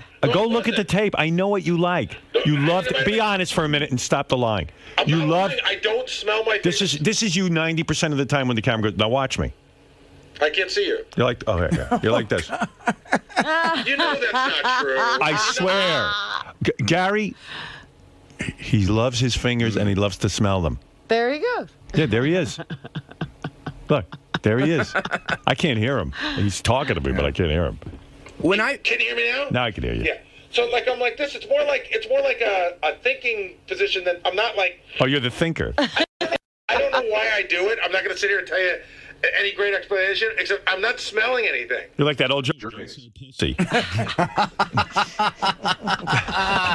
But who's asshole? I don't know. But just to get back. All right, so Benjy, you're better looking than Gary. let me. He's the handsomest guy here. When Will Murray first started here, I liked him a lot, but I felt bad for him. I was like, oh, he's such a boring-looking guy. Girls will never be into him. Right. But then it ends up like girls are like, oh my God, he's like the cutest thing in the world. So I guess I don't know what guys, Right. you know what. You thought that about Will? That he I was love a him. boring-looking guy, and you felt bad for him? Yeah. See, that's how off he is. What's going through his head? His barometer I just is thought he was such a nice guy, but he was like real shy. And He's like Benji's like, gee, that's like the Elephant Man. Yeah. Elephant Man walks Right. into a room. You ready? He goes like this. Oh my God, I feel so bad for you. You look horrible. I mean, what is that? Benjy, when he was thinner with hair, I saw don't pictures. care. He wasn't a bad-looking guy, but that's not the case. Remember now. when we judged the That's 30 pictures? years Our ago. best picture, I was the best. Yeah, I know. But that's a picture from I've 30 never years seen you ago, look Benj. that good. It was one of those weird, like, you look at my press photo. That's the best I've ever looked. I look great in that I picture. love your face. I think you have a really great well, face. You happen to be He'd right. have sex with you. Do you think I'm better looking than you? No. See? But it's again, it's Just- what you you're want. telling me you there's have, no you have, guy I in love this- your eyes. I love your hair. You have like a cool Semitic look. I gotta get out of this. have rock star here. Cool Semitic. Do you think Tom Chiasano was a good looking guy? No, see that's the Will type. I didn't know how sexy girls found him. Then You think girls Jared's a good looking guy? yeah. You think you're better You looking got than him? Jared No. as a good looking No. guy. You think Jared's better looking than you? Yeah, he edges me out. All right. Yeah. So he's the only one. Yeah. Wow. Wow. If, What if a Jared world. gains 70 So Jared's number one, Benjy number two. If Jared gains 70 Will number pounds 3. Will number 3. We got to get some women in here and for a lost beauty his pageant. hair, I think I'd be better looking than him. If you what? If Jared gained 70 pounds and Right. lost his hair, I think I'd be better looking than him. I don't even know about that. And gouged out one of his eyes and ripped off his nose. Then maybe you'd win. It is clear, though. I get frustrated when I think of Will, because Will could have went on a tear. He got married too quick, I think. Well, he wanted the love of a Did he woman. tear at all? I don't know. I don't know. Well, but he did that he married- threesome, so he must have been that's busy. right. Yeah, with a guy. Yeah, but that was him and a guy. But that's one thing he's That's some spoken chair. about. Some guy came on him. I mean, he's a good-looking guy. I think he probably took advantage of a lot of things. What was that? Some guy blew a load on you or something? What are you talking about? No, that's me. Oh. No, yeah, that was Artie. What happened to you in that threesome? Nothing. It was broken up before it finished. There was no loads. You were sharing a Who girl with a broke it guy. up? You're good looking enough. You don't have to be sharing girls with guys, man. You can have your own girl. But I'm curious with Will. Did you, No, in I a went on nose clandestine hair. way, ever? You could have banged a lot of broads, but you got a great chick. What are you gonna do? That's the way it goes. He's not all that sexual. That's right. He's a Asexual. he's a cancer survivor too, so there's a whole different true. But psychology. he's That's even more of a reason to fuck. No. I think No, some people he would. must have promised God that he would be good. Or No, I I think didn't he made promise some God weird. shit. But that was a bad deal. He made some weird promises. No. I would promise. God was so good to me. I would promise. God, you know that thing that you made me love doing, coming? I'm going to do a lot of it. All right, thank you, Will. Yeah. All right, Mike, you're on the air. Good morning to you. It's a big morning. I finally got the article in the paper I've wanted, and We should Benjy. be breaking open the champagne. And Benjy, we've learned, is the best-looking guy in the show next to Yes. Jared. And we all were wrong here. He's no Stamos. Right. On the bronchometer, he is number one. bronchometer. Well, how come we didn't ask the one woman in the room here? I mean, Oh, please. I don't want to put Why would Robin you on the want to spot. listen to me? I wouldn't know a thing. Benjy is the authority. I mean, Robin, Benjy is nowhere near good-looking in your eyes, right? I have a question for... Benjy is not ugly. He's not heinous. He's not hideous, as Fred has said. All right, let me. Okay, since everyone wants the woman's point of view, all right, you have to have sex with one of the two people. It's always going to be Benjy or. All right. But wait, is she including what she like? Because Robin, I think she likes me, but she is like disgusted by me. So All I'm asking, it's a physical looks thing. A Okay. looks thing. Benjy or Fred? Fred. All right. Benjy or Artie? Well, you know what? Artie's personality factors in. Artie's got a great no. personality. We're talking about. I got to go strictly on looks. And Artie now. Yes, Artie now. Artie out of shape. Or do you want to go with Near death Artie. Benjy? You know? Near death It would Artie. almost be necrophilia on your part. All right, we got the answer. Have a good time with Benjy. Have fun.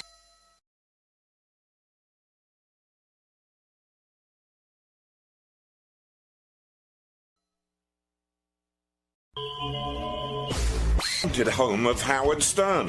What will he ask me this time? What secrets will he rip out of my gut? Stay tuned, you're about to find out. And we'll disclose some of the infighting that went on behind the scenes of Fame Games. Good luck today, Mr. Leach. Thank you very much. Gary, where's Robin Leach? Robin Leach used to host Lifestyles of the Rich and Famous. There's a guy on the phone who has a good question, actually, for Robin. I should put him up first. Excuse me, Robin. Thank you. I'll call you Robin Quivers for the sake of this interview because Robin Leach is Robin also. Hey, Robin, nice to see you. Hello. I have a legal job. Of course I have a legal job. What is you? Well, here, Who sit down. said you didn't? I Don't was start wondering if screaming. I thought maybe you just retired and wanted to just hang out. That's not your style. No. Thank you. Maybe we thought you were selling drugs or something. I don't know. Drug Someone told me you were a drug dealer. No. They did? No. How are you? First of all, I'm absolutely wonderful. Congratulations on this palace of a penthouse. You know, you're the guy who always ruins my head when I think about getting engaged. Because, I got engaged. I know. And she's hosting The View this morning. She is? Yes. Are you on The View today? No. No. Okay, well. Why Congratulations, by the way, on Thank the you. engagement. Do you laugh at someone like me? Do you No. think I'm crazy? No, I know you. But you've been engaged Why does before. he ruin your head? I don't understand. I'll this. tell you why. Robin Leach never gets married. Right. And once was quite enough. Thank you. And he's dated some of the hottest girls I've ever Yes, seen in my life. beautiful women. I mean, the last time I actually got to hang out with him, he was on a beautiful island with a beautiful girl, and that broke up, and he got another beautiful girl. Right. I was just down there. Everybody sends their best. I came in from Jumbie Bay, Antigua on Sunday night. Right. And I introduced the new girl to the old girl. No kidding. And everyone's your Everybody friend. stays friends. Amazing. So isn't that the way it should be? So I start thinking, he never ever gets into the whole marriage thing. He always. But they bring it up. And you won't go there. The clock ticks. And why don't How you? long can you stay without getting committed? 5 years? And then after that, you're doomed.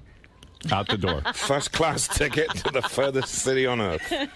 You live with them and stuff, though, right? Yeah, mostly. Yeah. You're an amazing guy. Maybe I should hang with you.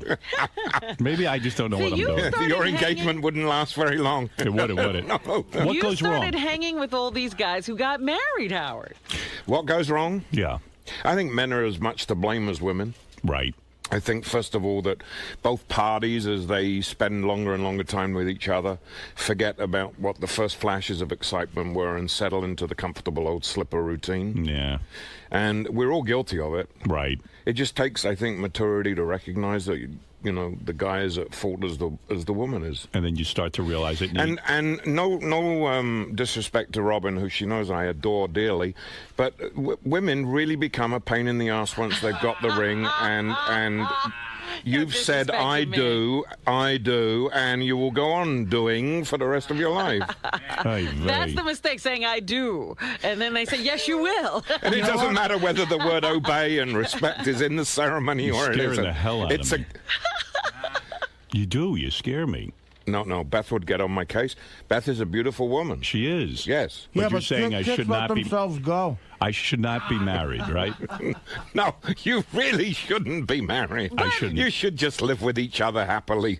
And then when it breaks up, and it's much easier to do it, when lawyers aren't involved and all right, that. Right. Although you've been sued, even though you... Oh, yes. Women try, right? I remember. No, lawyers try. Lawyers try to get you, but they really have no legal leg to stand on. You're not married, and you're upfront about it. Do you ever draw up papers with these women of any sort? Nowadays. You do? Yeah. How far into the relationship do you draw papers?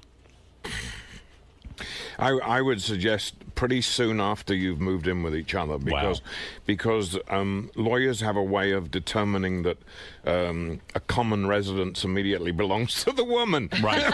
The moment you give her the key. Amazing how that happens. It's amazing. Ooh. Right. Lawyers have screwed up more marriages than any wife or husband. But let me ask you, Robin, do you know of a happily married couple? Yeah, I do, actually. See? And I would very much like to be one of those rarities in life, but it's like finding a diamond in a mine, Is it also that women age? I mean, the fact is you do like young women. I don't think that enters into it. How old you have a beautiful girlfriend now, right? 23. She's 23. Wow. Yeah. You What mind is me the asking how age old you are now? spread? What is the age spread? That's awesome.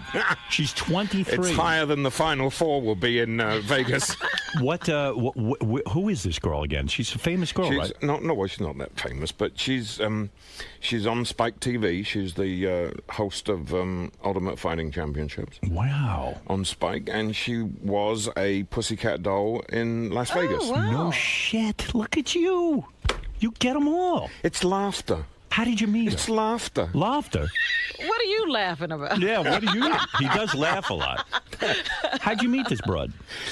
She actually turned up unexpectedly at my birthday party last year. And you just talking to her? I've seen you in she was the most dynamite woman in the room. And did you say to yourself, she's too young, she's 23? That never enters into it. It never does. You never say, I can't get her.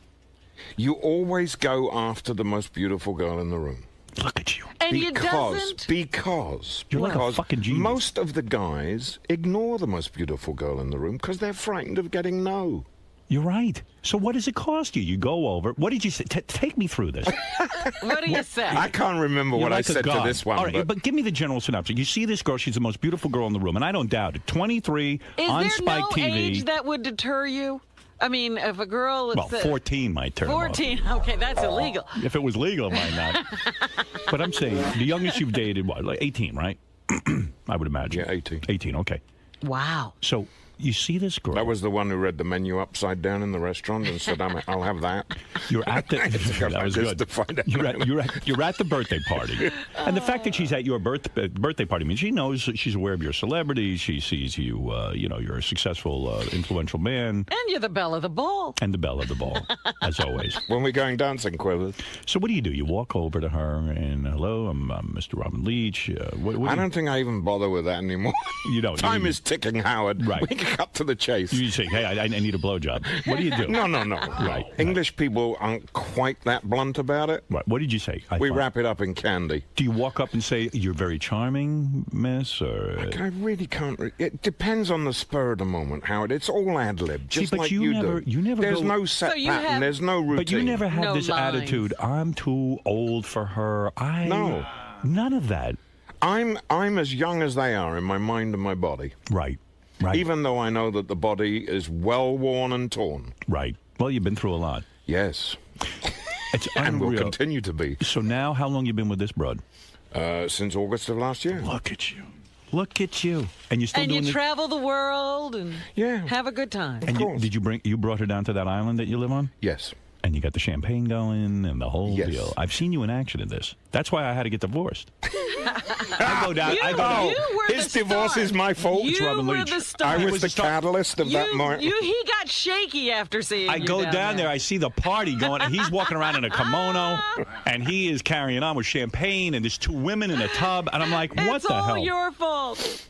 There's a guy on the phone who had a good question. I don't want him to go, but let him ask the question because this is relevant. Mark, go ahead in Jersey. Howard, strangely enough that you have Robin on because we were having this discussion, a friend and I, last week. The show Cribs, and then you could make the argument that maybe Anna Nicole and the whole celebrity genre got started by Robin with his Lifestyles of the Rich and Famous. Absolutely. The important question is, do you feel that the show Cribs, which is on MTV, which is basically people visiting wealthy people's homes. A ripoff. Yeah. It's a ripoff, right? Total ripoff. Do you ever with think a to fake sue? English voice. But do you ever think to sue? Nah, it's not worth it. Really? Like imitation is the sincerest form of flattery. How do you reconcile that? Because I know I'm a little burned up Because I right made now. more money than they are. That's true. You got enough money, you don't care. Right. Now, isn't Cribs the one that even uses a man with a British accent? Yes. Well, it isn't actually, Mark. It's actually an American who tries to imitate me very badly and succeeds. Now you're thinking, they talk about the money they spend, and they go like Paris Hilton spent 30 grand, right? Yeah. On a pocketbook. It is lame. I'd be pissed off if I were you. I got pissed off. We did this bit for 15 years. We take fifth graders and we'd see if you're smarter than a fifth grader. So now they have a TV show that's this huge hit, and it's not the money. I think the credit. Yeah, I agree with you. It's not being recognized for you being the original creator. And then I read in the paper, oh, what a genius idea. And then I read the interview with the guy who supposedly created it. He's from Long Island. He's got to carry on the myth. Yeah, and he sure does. You know, a Long Island guy and all this. And I know I'm not buying it. Okay, I got to ask you a couple of questions. Yeah. All right, so you're not doing Lifestyles in the Rich and Famous anymore. No. What are you doing? Yeah, what are you doing? Well, we just finished a show on VH1 on Sunday night called Fame Games. Right, that's what it was. Yes, which was 10 wonderful hours of train wreck entertainment. Talk about a circus of emotionally had China on that show. People. You took all of those reality show people and turned it into a contest. A game, yeah. Well, a little more than that. It was, again, an original idea, which was to see if they were bright enough, smart enough, or emotionally strong enough, or they could betray one another. And what happened? To reclaim their fame. Did you have fun doing it? Oh, yeah. It was absolutely hysterical. You know, one of the best things about the show was, in the contest, if you didn't win, you had to go to like a doghouse sort of thing where, you worked. Not quite the doghouse. Right. But similar. you were not as famous, so you didn't get good food. You didn't get anything. Hey, you know, I got to bring this up because we're talking about Robin's dating, and I almost missed this. Robin's dating a member of the Las Vegas Pussycat Dolls and the woman on Spike. In 2006, Robin was dating B-movie actress and Playboy model Joan Severance. Is that true? Yeah. Well, look at you. What the fuck? What? Howard. You are the man. Is there no one you can't get? Can you? Is there anyone you haven't had? Or Robin Quivers. We think we have a picture of the girl that Robin's dating, but it seems impossible. What do you mean impossible? Robin, is this the girl? No, that's the wrong one. See, it is impossible. It's probably not impossible. I don't know who that one is. Whoever that is looks good, though.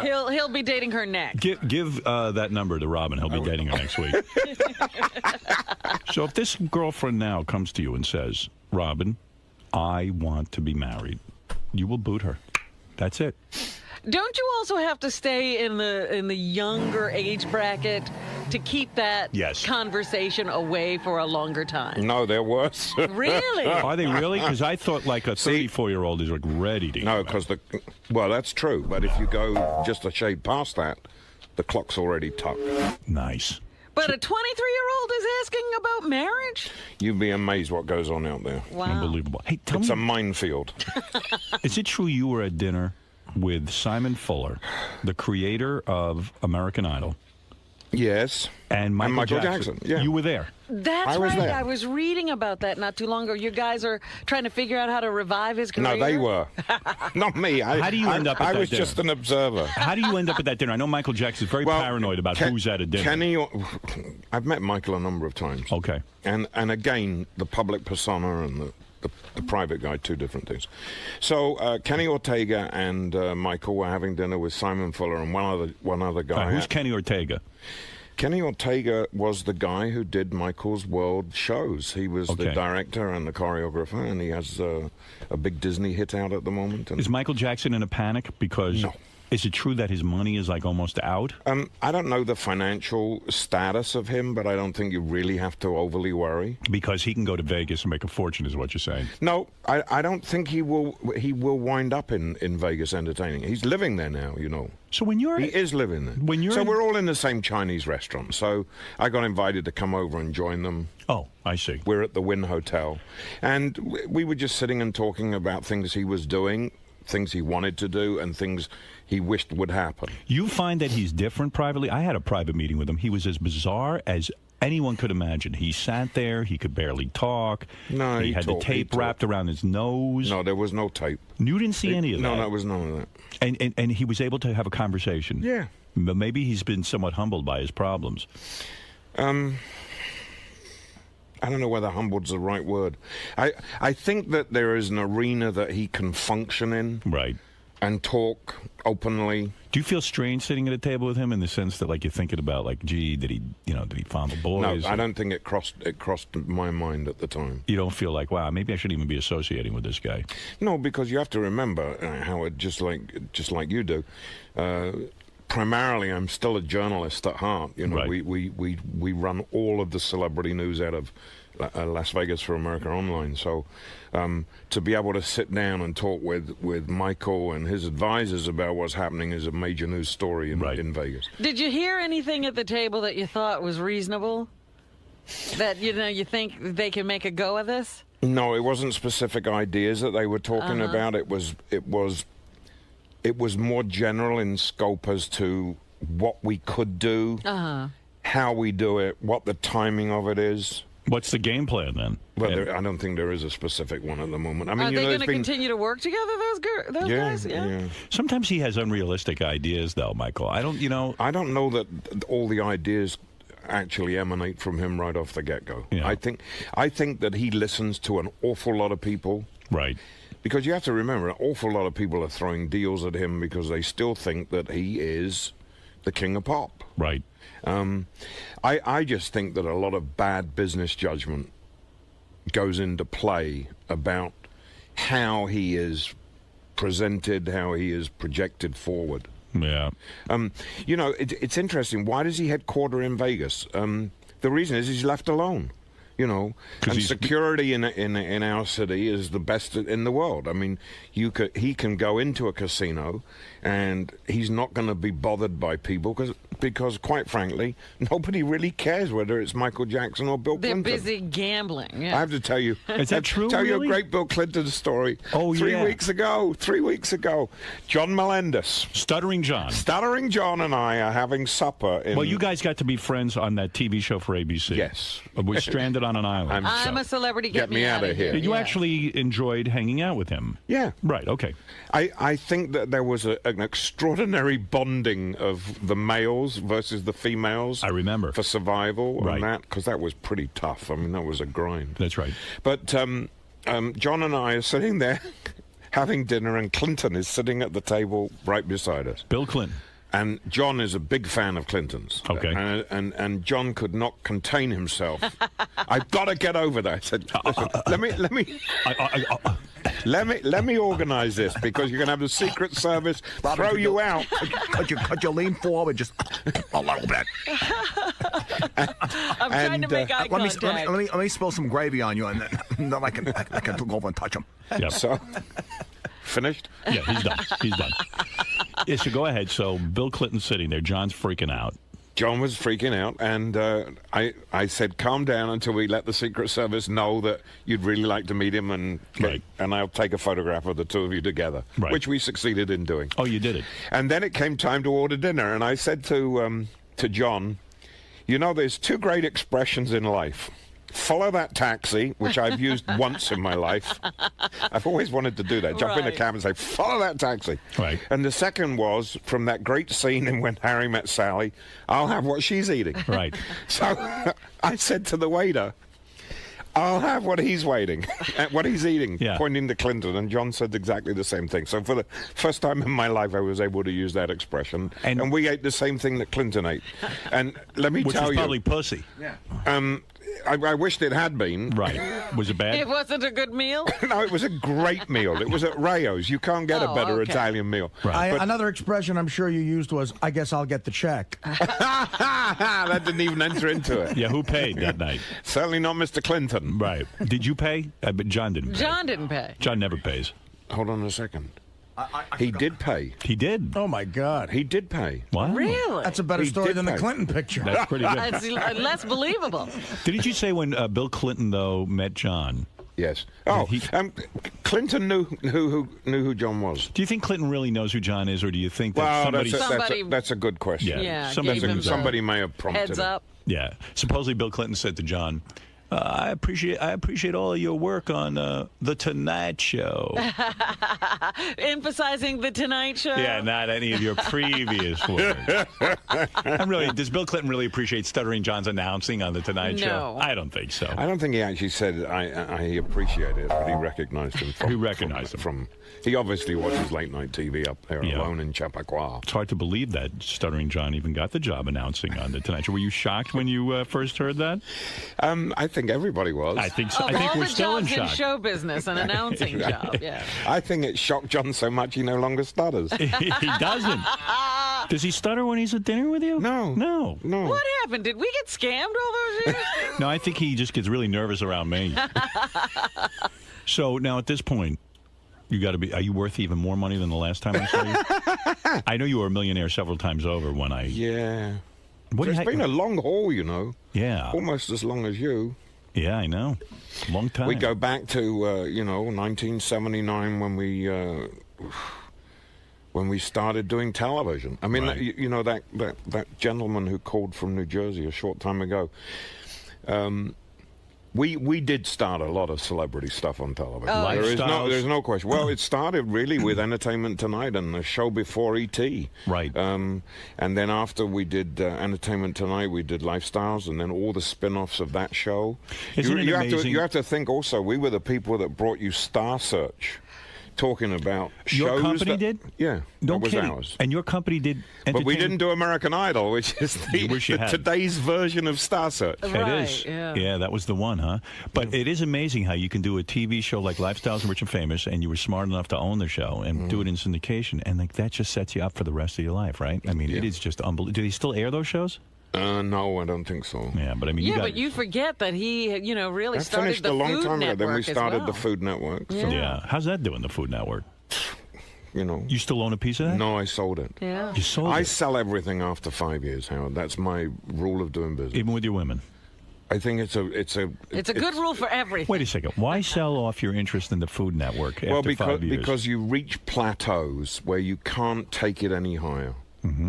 And my theory when we negotiated the deal with the Food Network was that when it got to 60 million subscribers, it wasn't going to go much higher than that. Mm-hmm. Because it's basically the most that the cable universe at that point could deliver. In retrospect, was that a mistake? Because I would imagine the Food Network... No, not at all. What's a thing like the Food Network cost you to get into?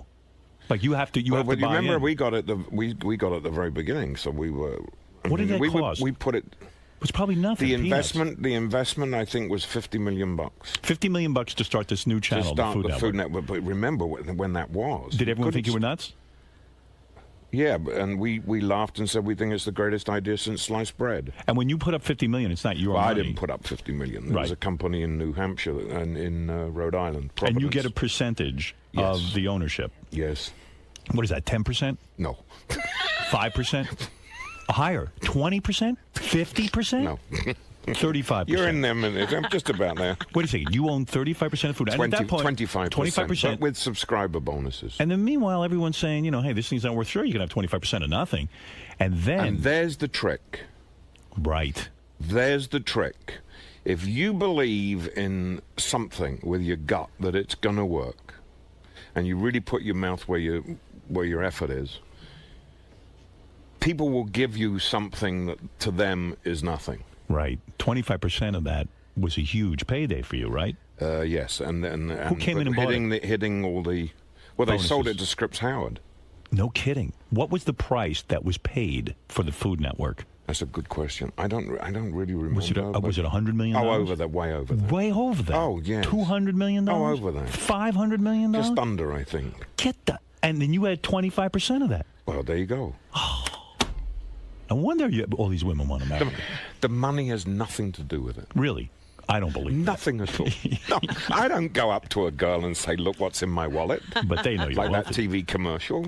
So you're saying your 25%, that investment went up to a $500 million It was a very, sale. very profitable transaction. Now I'm not good at math, but 25% of $500 million is $14 billion. No, am I right? How do you get more money? Not quite.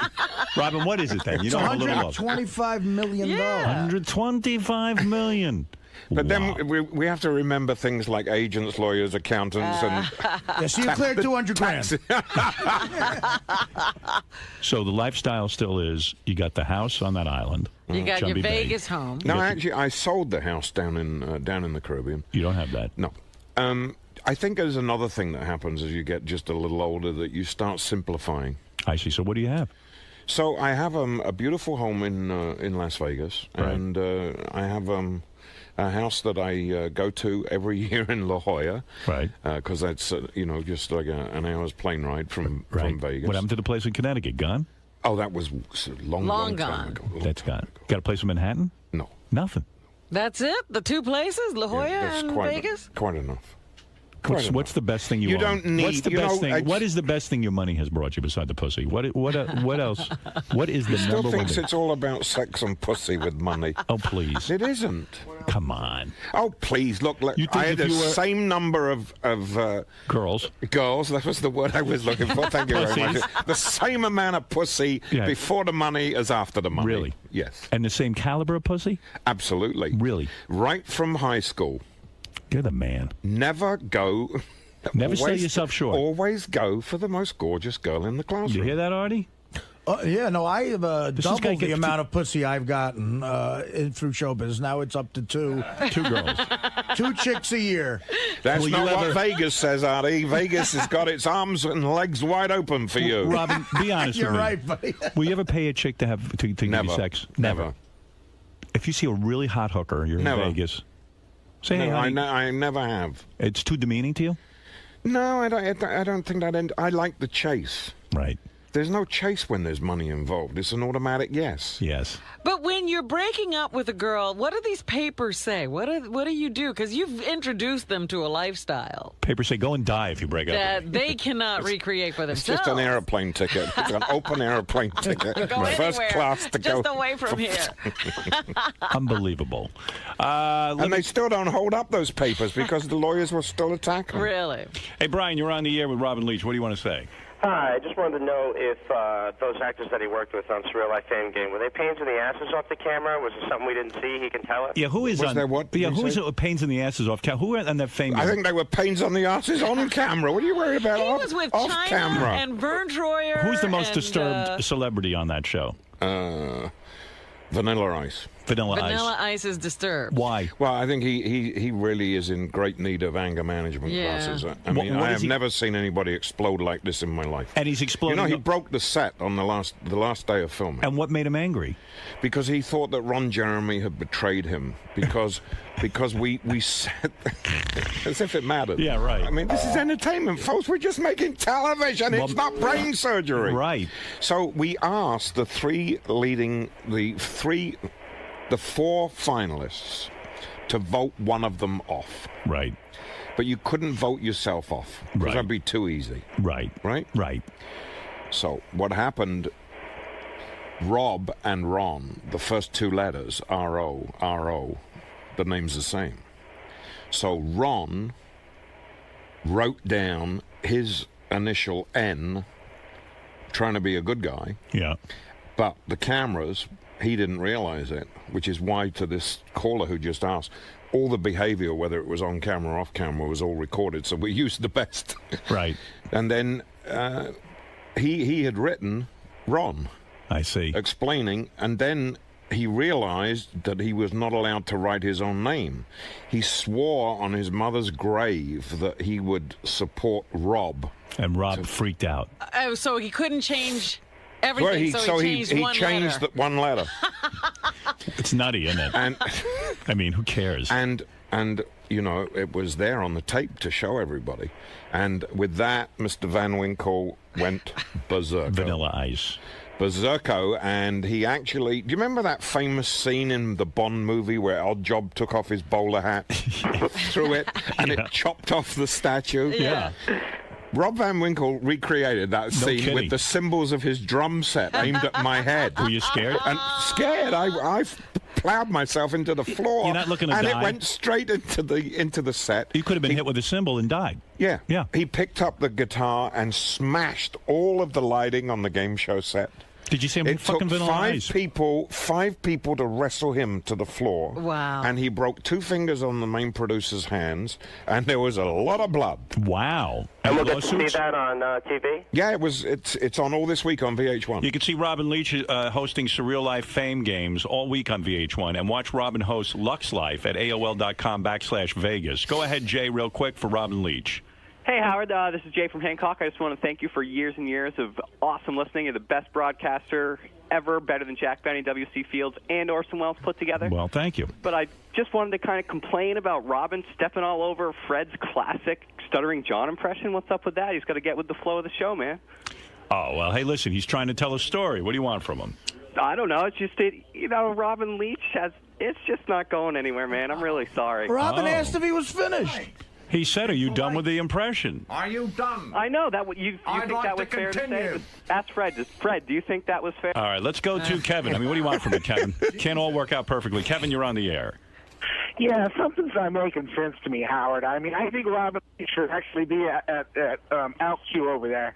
I went my entire life thinking this guy was gay. Oh, he's not gay. Trust me. I've actually spent time with him. Far from it. Take gay and then think of the most opposite thing to gay. At least he's got to be bi. He ain't bi. You're not bi, are you? Not one homosexual experience in life. Amir, you're on the air in Fort Lauderdale. Howard, I love you, man. How you doing? Thank you. Hey, Rob, I have a friend of mine from Miami. He said that there was a modeling convention in Leach in the early 90s. He said that you hit on his brother. I'm telling you, I think the British accent fools people or something, but this man is so not Hey, what gay. the fuck? Look at all the chicks he gets, man. He gets more pussy than anybody I know, and I'm not making that up. I am not making that up. That is the truth. Chris, go ahead in Somerset, New Jersey. Howard, hey now. Hey now. Hey, listen, Robin is the man, because I was in Vegas in October with a bunch of friends of mine and at the restaurant Tao, and let me tell you, he walked in there with a smoking hot blonde. Yeah, now we're telling the truth. Is the man. Who is that hot blonde? You don't even know. I have no idea what she's hot. He's laughing. Kenny, you're on the air in the Bronx. Come on, Hey, Ken. guys. Hey, Howard. Hey. I actually used to be a doorman at Robin's building. Yeah? And I tell you, the women that he used to bring home every night, it's a different one every night. Oh, yeah, don't I know it? He used to park his limo right in front. He would never let him out of the car. You would see him when they opened the door, but he would be sitting there for about a half hour with them outside the building. I don't know what's going on in there. And trust me, you saw no guys going up there. No, and he used to let me smell his fingers when he walked by. Stop. Yeah, that's right. Robert, you're on the air. Yeah, a few years ago, you had Joe Rogan, and there were twins there. One of them claimed that she was pregnant, or she had got pregnant by Joe. Mm-hmm. And they had to get naked. They were playing the Baba Booey game. I believe Robin knows those twins, the twin Virgos. I wouldn't doubt it. I wouldn't doubt it. Well, your reputation is... Crystal and Jocelyn. Is it true you do know them? Of course. Did you bang them? Of course. Of course. Really? You're joking. Yeah, why? No? Together. Real kidding? Together? Yeah. I'm searching for troublers. The hunt is on. Look at you. You're the man. Teach a course. Do something. That's right. Listen, Robin Leach hosts Surreal Life Fame Games all week on VH1. Check him out. He's an old friend of the show and a great guy and can tell you stories that would make your head spin. Watch Robin host Lux Life at AOL.com/Vegas. Internet is really growing, right? Oh, man. Yeah, I mean, you can do all kinds of stuff on the internet now. 6 million viewers a day. To that show? Yeah. No kidding. Yeah. You thinking investing in some kind of channel on the internet? You're done with all that, right? It's over, yeah. No, we still got to roll the dice, you know. Do. All right. You got to. You're into it. What All else right. are you going to do? You're not going to go fishing, are you? Thanks for stopping by, my old friend. Great to see you, sir. Great to and see you. congratulations with Sirius. Congratulations with Beth. May you Thank both you. be very happy. You could Just beat remember, the odds, she Howard. knows how much you got paid. Oh. All right, I'm out of this. No, come on. You can beat the odds. You can be that other Wouldn't that be happy wonderful? couple he knows. Wouldn't that be See? wonderful? Maybe you're right. Even Beth says to me, let's just stay engaged. Does she? Yeah. She says, we don't need to be married. Just stay engaged. That's where I'm going. Let me tell you. Yeah. Listen to what she's saying. Yeah, okay. Listen to what she's saying. I'm listening to what you're saying. That's what I'm listening to. It's the after verdict. Robin Leach. Yes. How do you think it went in there? Well, I was very happy. I mean, he left me unscathed. I walk out unbloodied. Some candid confessions, some accusations from listeners thinking I was gay. We dealt with that very quickly. Look, what can I say? Howard is the king of all media. Howard is the greatest man on the air anywhere in the world. And how he does it day after day after day, making the world laugh and giggle.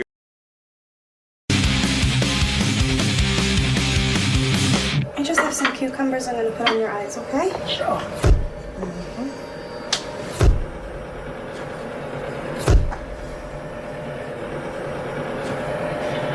Cucumber. Hey, Beetlejuice, is everything okay? Everything's fine, honey. What happened to the other cucumber? I ate it.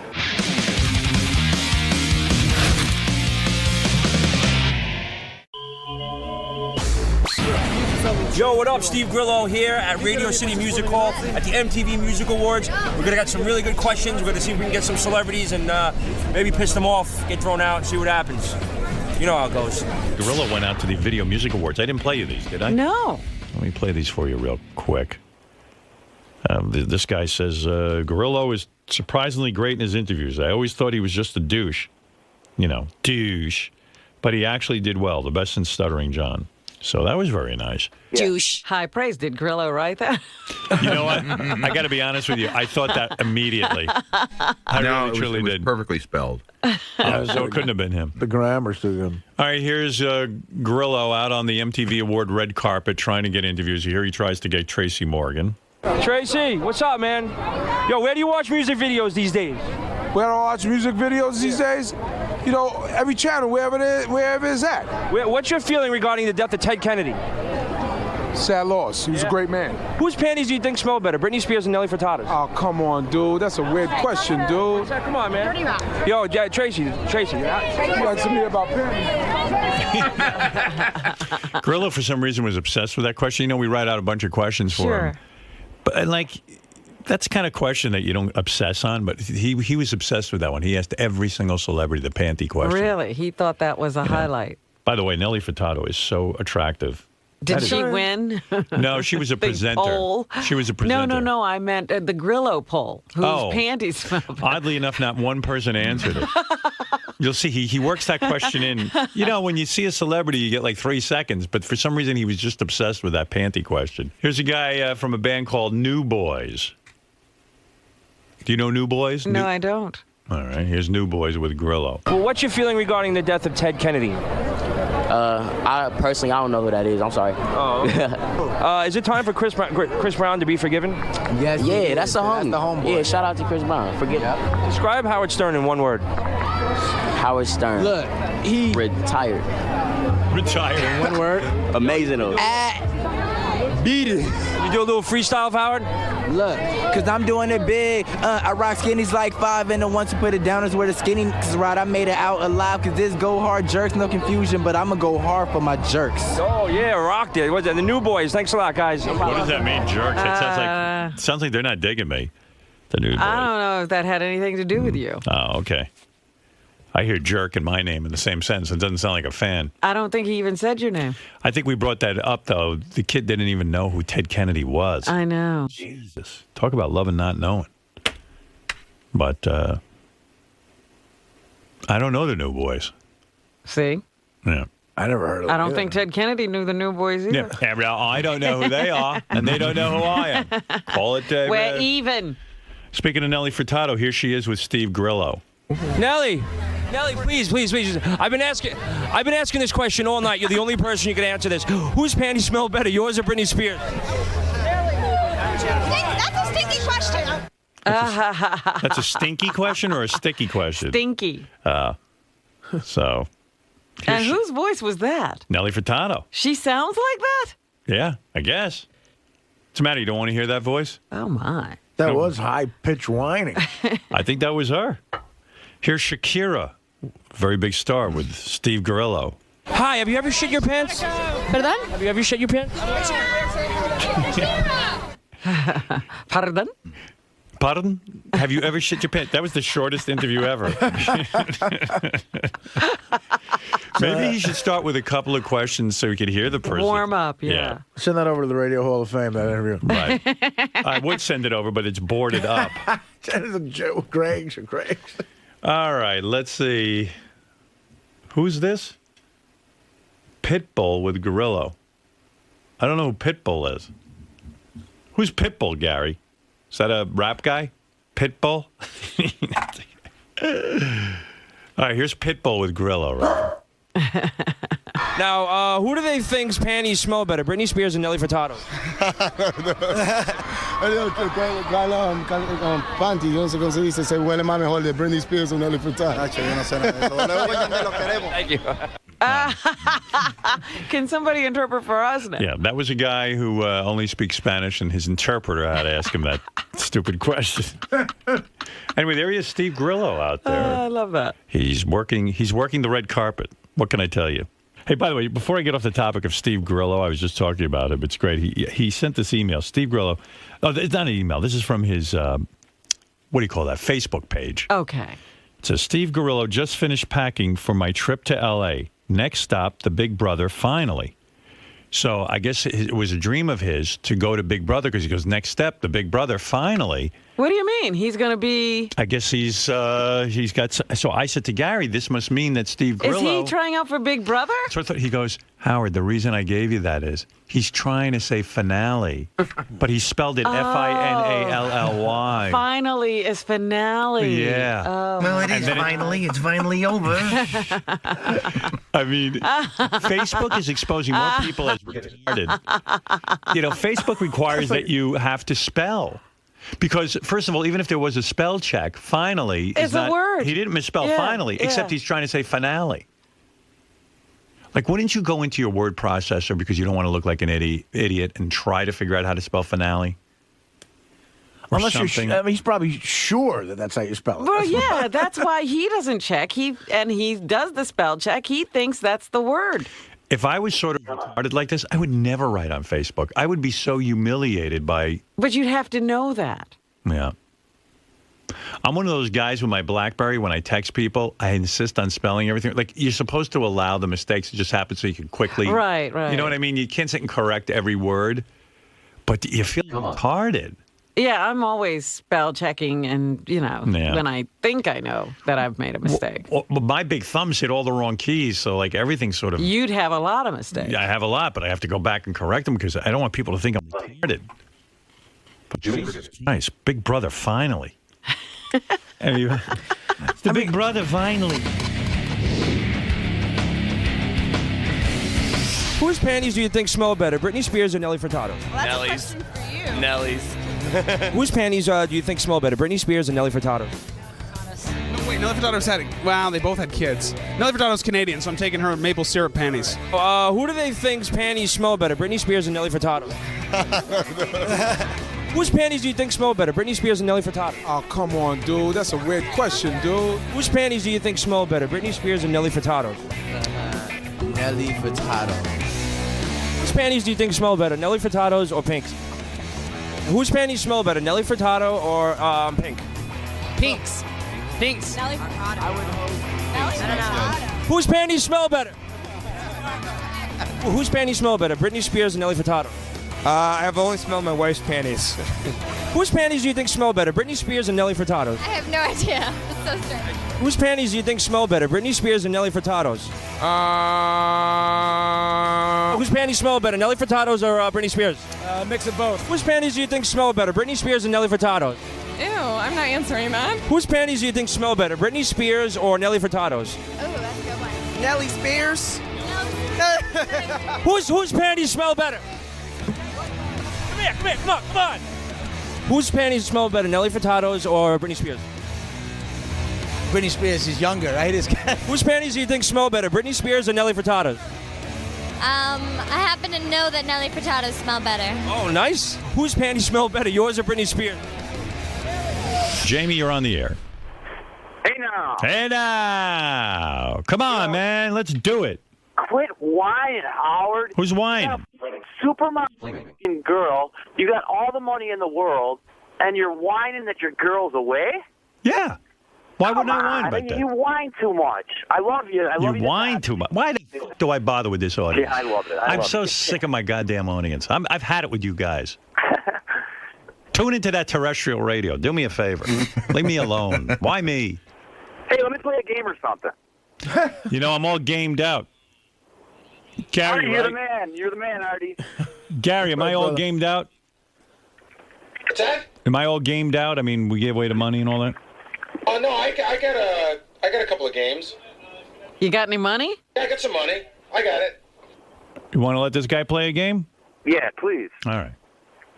Suddenly I'm not such a whiner, huh? Yeah. That's Suddenly you're okay. You're the man, Howard. Yeah, suddenly I'm the man. I got some questions left from that homeless lady that we used a bunch of times. Okay. I got some questions left from the girl that was here, Sara, the girl that was here last week, from the world's strongest naked woman. Oh, you still have more of Some those? more of hers. Oh, wow, all right. God, And I got an ask her Amish game. 1,000 questions. Let's go to Sara. She's still good. Yeah, go to her. Baba Booey. He's got the games. And you got money for this guy? So you should give me the plug while you're loading the thing. What? He's loading in the CD player with the game. I said, you should hand me the plug so while you're loading, I'd have something to do. And what did he say? He said, you're absolutely right. Oh. I don't argue. Doesn't argue. Okay, here we go. You know the trick. You got to get 5 of these right. You know what I mean? Yep. Yeah, I'm not even gonna give you like a practice question because you know the game. Yeah, we know the routine. All right, here we go. Who was shot in Ford's Theater? Who was shot in Ford Theater? Now, does this guy know? No way. Do you know? Lincoln, right? Yeah. Yeah. I thought he was shot in a temple. No, in the temple in Ford's Theater. I see. Right. All right. Yes, you're right. Lincoln was shot at Ford Theater. Is it Ford's Theater or Ford Theater? I think it's Ford. Ford's. Okay. It's Ford's? I think there's an S, yeah. Yeah. I didn't know that. All right. You say no way? No way. I agree with you. Malcolm X. Good guess, though. At least. Where was Malcolm X shot? Do you know? He was actually shot in a theater. In the temple. That's all I know. But it was not Ford Theater. All right, so you got that one right. Here we go. Who said, ask not what your country can do for you, ask what you can do for your country? Yeah, I can't imagine she knows that. Now, she took that breath that sometimes means she knows it. Yeah, sometimes she breathes in real quick, which means she's anxious to get the answer out. Yeah, no. No way. No way. Okay. I think I agree with you. Abraham Lincoln. Wow, she took that breath for no reason. It's kind of funny, like, she came up with Lincoln, like, one question too late. Maybe she's behind her question. You're like an audio dyslexia. Right, here we go. Where is the Nile River? All right, would you know the answer to that? No, I don't. Holy mackerel. Jamie, You don't know that. what That's grade pretty did you? bad, huh? Did you drop out of school in the 2nd grade? No, 3rd. 3rd grade. You don't know the answer to that? Where the Nile River is?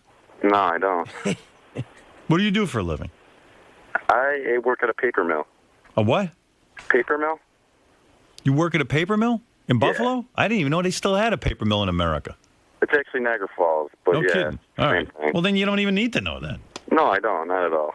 I don't even know how they make paper. I know they take trees and chop them up like mashed potatoes, and then they like dry out the mashed potatoes, and it turns into paper. Is that how it works? Yeah, well, we get all like the old cardboard from like your supermarkets that they recycle. Yeah. And then they put them in these big pulpers, they call them, and they melt it down pretty much, you know. And then what do you make out of it?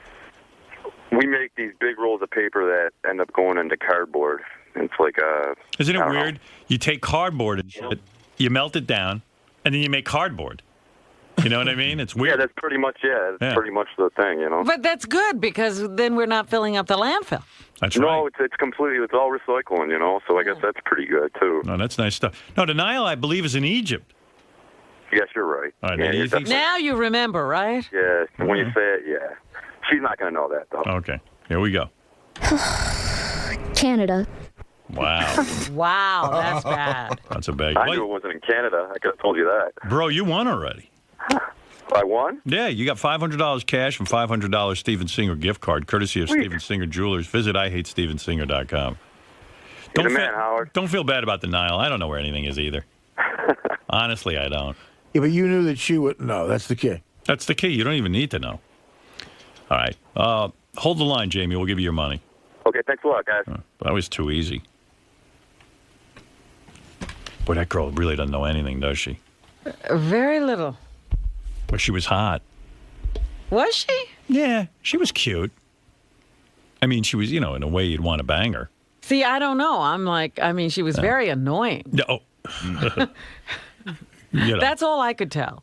99% of the people you'll date in your life are annoying. Really? When you find that one or two people that don't annoy the shit out of you, that's when you get married. That's when you're going to know you're going to get married, Rob. I see. What do the stars on the U.S. flag represent? She might know that. She breathed in. No, she just breathed out. They just fit good on the flag. Just maybe she's on an oxygen tank. You got asthma. We just had a homeless person who knew the answer to that question. Yeah. So she has a home, but she didn't know the answer. Yeah. What'd she say? They just fit good on the flag? They fit good. All right. They look good. Who is the vice president of the United States? No way. If she pulled out the name Biden, I would be very. I don't even know what I would do. Ask her name one vice president in history. If she pulls out the name Biden, what would I do? I could do something. I mean, because you can sing a song and be very embarrassing. I'll sing a song. Yeah, that's what you could do. There's no way she knows that. President Fuck. Jesus. Vice President White Jesus. dude.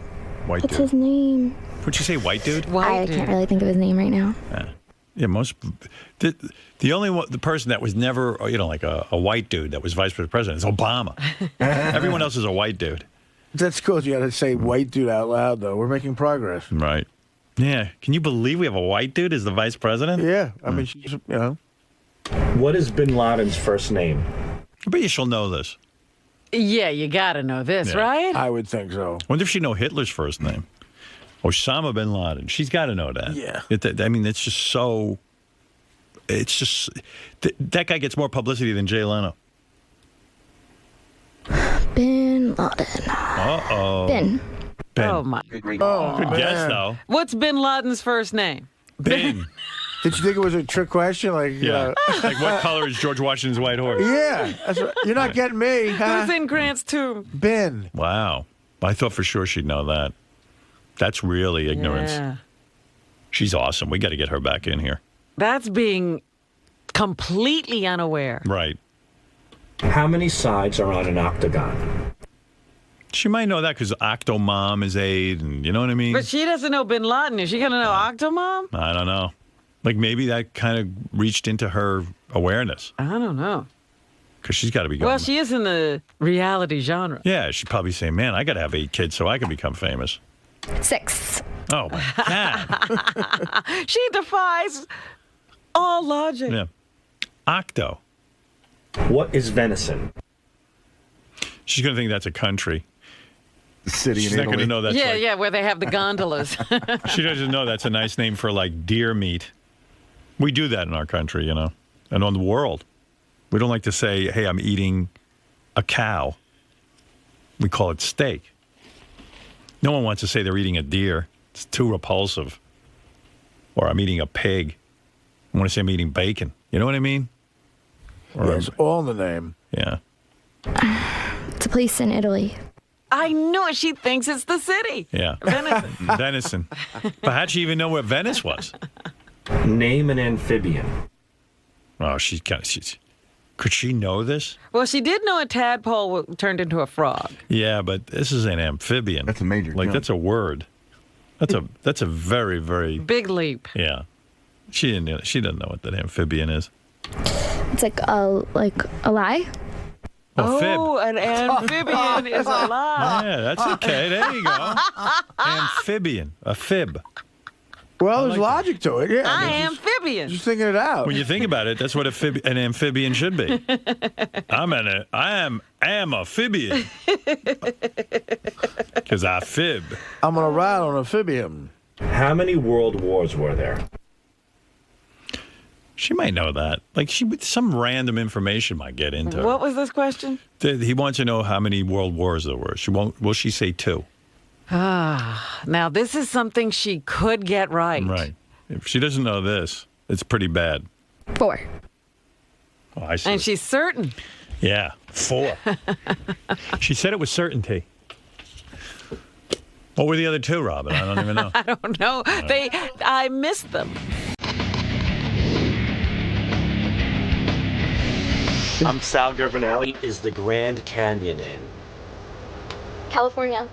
Who was the first woman to fly solo across the Atlantic Ocean? Andrew. No, well. Yeah. Wait. Who was the first woman to fly solo across the Atlantic Ocean? Hillary Clinton. Animals appearing to sleep through the winter is called what? Insomnia. What is a herbivore? Herpes. Who was the first man to land on the moon?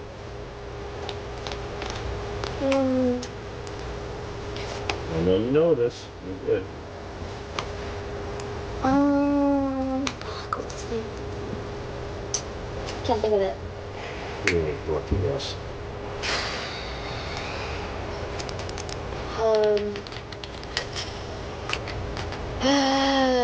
Henry Hill. Who discovered electricity?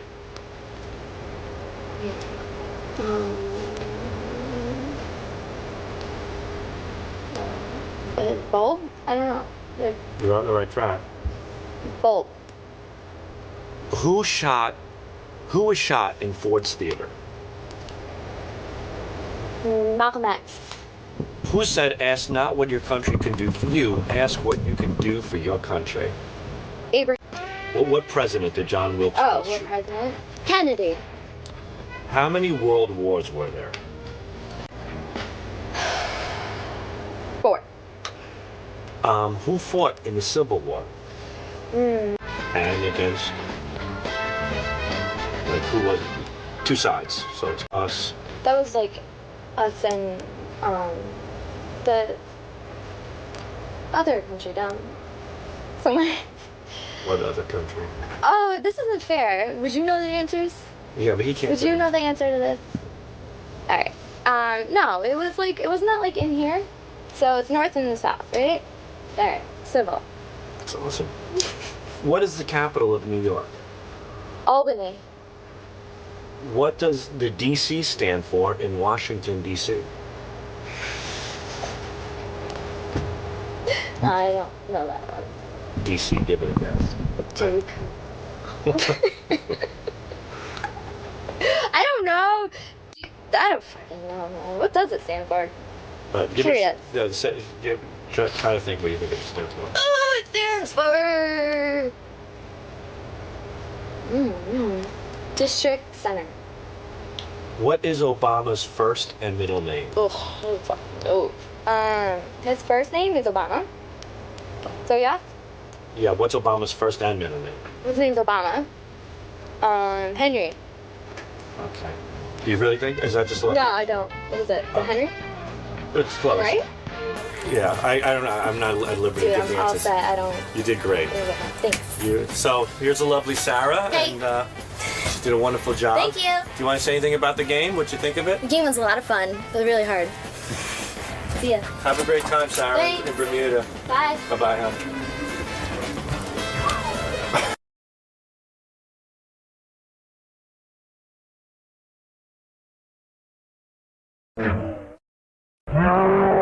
Prick to the people in our audience. You know, these What does people. he do to the people in the audience? You know, I want to tell the guys something. The wrap-up show And to all the guys who are on our channels, these are our fans. And, like, you know, they all want to be like Junior Howard Stern, and they think being me means, like, you know, yelling at people and being disrespectful and, like, telling women to shut the fuck up. Oh, really? Like, But she there was was this nice. insulting me. No, she wasn't. There was a nice lady. No. Okay. There was a nice lady No. who called in yesterday, and JD's coming on all tough with her. And, like, when I'm not there to straighten him out, Yeah, to temper it. It just comes off really gross. It's like, dude, you don't have to beat up everyone in the everyone like Ronnie. He's like, you know, fuck you, Right. and you're JD, you know, fuck you. Everyone's fuck you, you know. Well, she said I wasn't like interesting or whatever, so I was trying to be interesting, I guess. I'm sorry. Well, you're trying too hard to be interesting. Just be you. Don't be. I was trying. I see you in the halls. You're not a hard. You're a nice guy. He is a nasty guy. Yeah, I mean, well. basically, his personality is kind of nasty. Oh, he's obnoxious. He's a vomit. I mean, really, you have no rep. And then he's taking it out on now the. he's walking out. What the hell is wrong with you? He's walking out because he knows I'm right. He didn't dismiss you yet. Okay. It's like Sal too, you know, like you know. It's another one. Everyone's a big shot when they get on that wrap-up show. They're going to take over and I'm be not you. a big shot. Everybody's Howard Jr. And it comes off really poorly. Well, I'm embarrassed to listen to you guys sometimes. And not like John Hine. John Hine's like real respectful, and Gary, and you know. Sorry. The woman was like a nice woman. She was a super fan. And She wasn't nice. She was- I didn't feel she was being nice. At the time, I wasn't. I wish I had tape from yesterday's wrap-up show. Yeah. If maybe I'll find it real quick. Get that for us. We could probably have it for you in about 4 or 5 minutes. Okay, thanks, Gary. Great. All right. Thank you, JD. All right, thank you a lot. Come back in 4 or 5 minutes. It was a big show. You know, like the woman's like, "Hi guys, hi JD, hi." Shut the fuck up, you fucking cunt. No. It wasn't like no. She says, "Why is JD on here? The wrap-up show has jumped the shark when JD's on." And I was like, "What the fuck?" So what? Okay. So you know, kind of has with you. No. Well, okay. All right. That's fine. I won't go on. Oh, man. I don't care. What is that? I don't know. He's on something too. Laughing like a loon. I think the laughing. All right. Thank you, JD. He's hitting the pipe. Go to Gary Preview page 2 on the left-hand side in light blue. And JD, you should come in for this. So this is sort of telescope down, but this is JD Yeah, talking. I was driving in my car and I'm listening to the wrap-up show and I'm listening to JD. This woman was just such a nice listener and everything, and you're just being such a prick to her. And I know you think you're funny. You're not nice if you come on and immediately say someone is bringing down the annoying or whatever. She was just giving an opinion. Yeah, listen to this. Let's go to Mary in Morristown. Hey, Mary, welcome to the wrap-up show. Oh, hi, John and everybody. I think your show kind of jumped the shark a little bit there with JD. How so? Why? Well, because he never says anything. You can't get a comment, or he's supposed to add some kind of input to the show, and he just doesn't say anything. I talk when I have something to say. What the fuck? What the? And look, you know what? I had a song for JD. They should change it to that Hawaiian, that Mele Kanikana. I'm so glad you had something to say and not me. Wow. Well, anyway, I'm related to the playmate.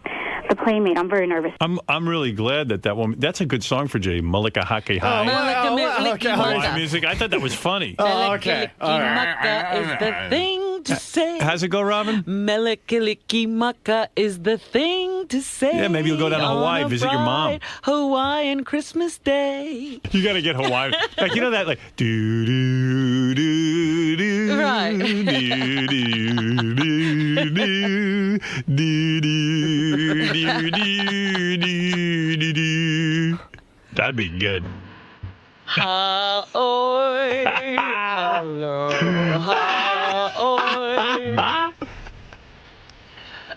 I'm sorry you weren't there to enjoy this woman's call. You had to enjoy it in your car. This is your new music. I don't care.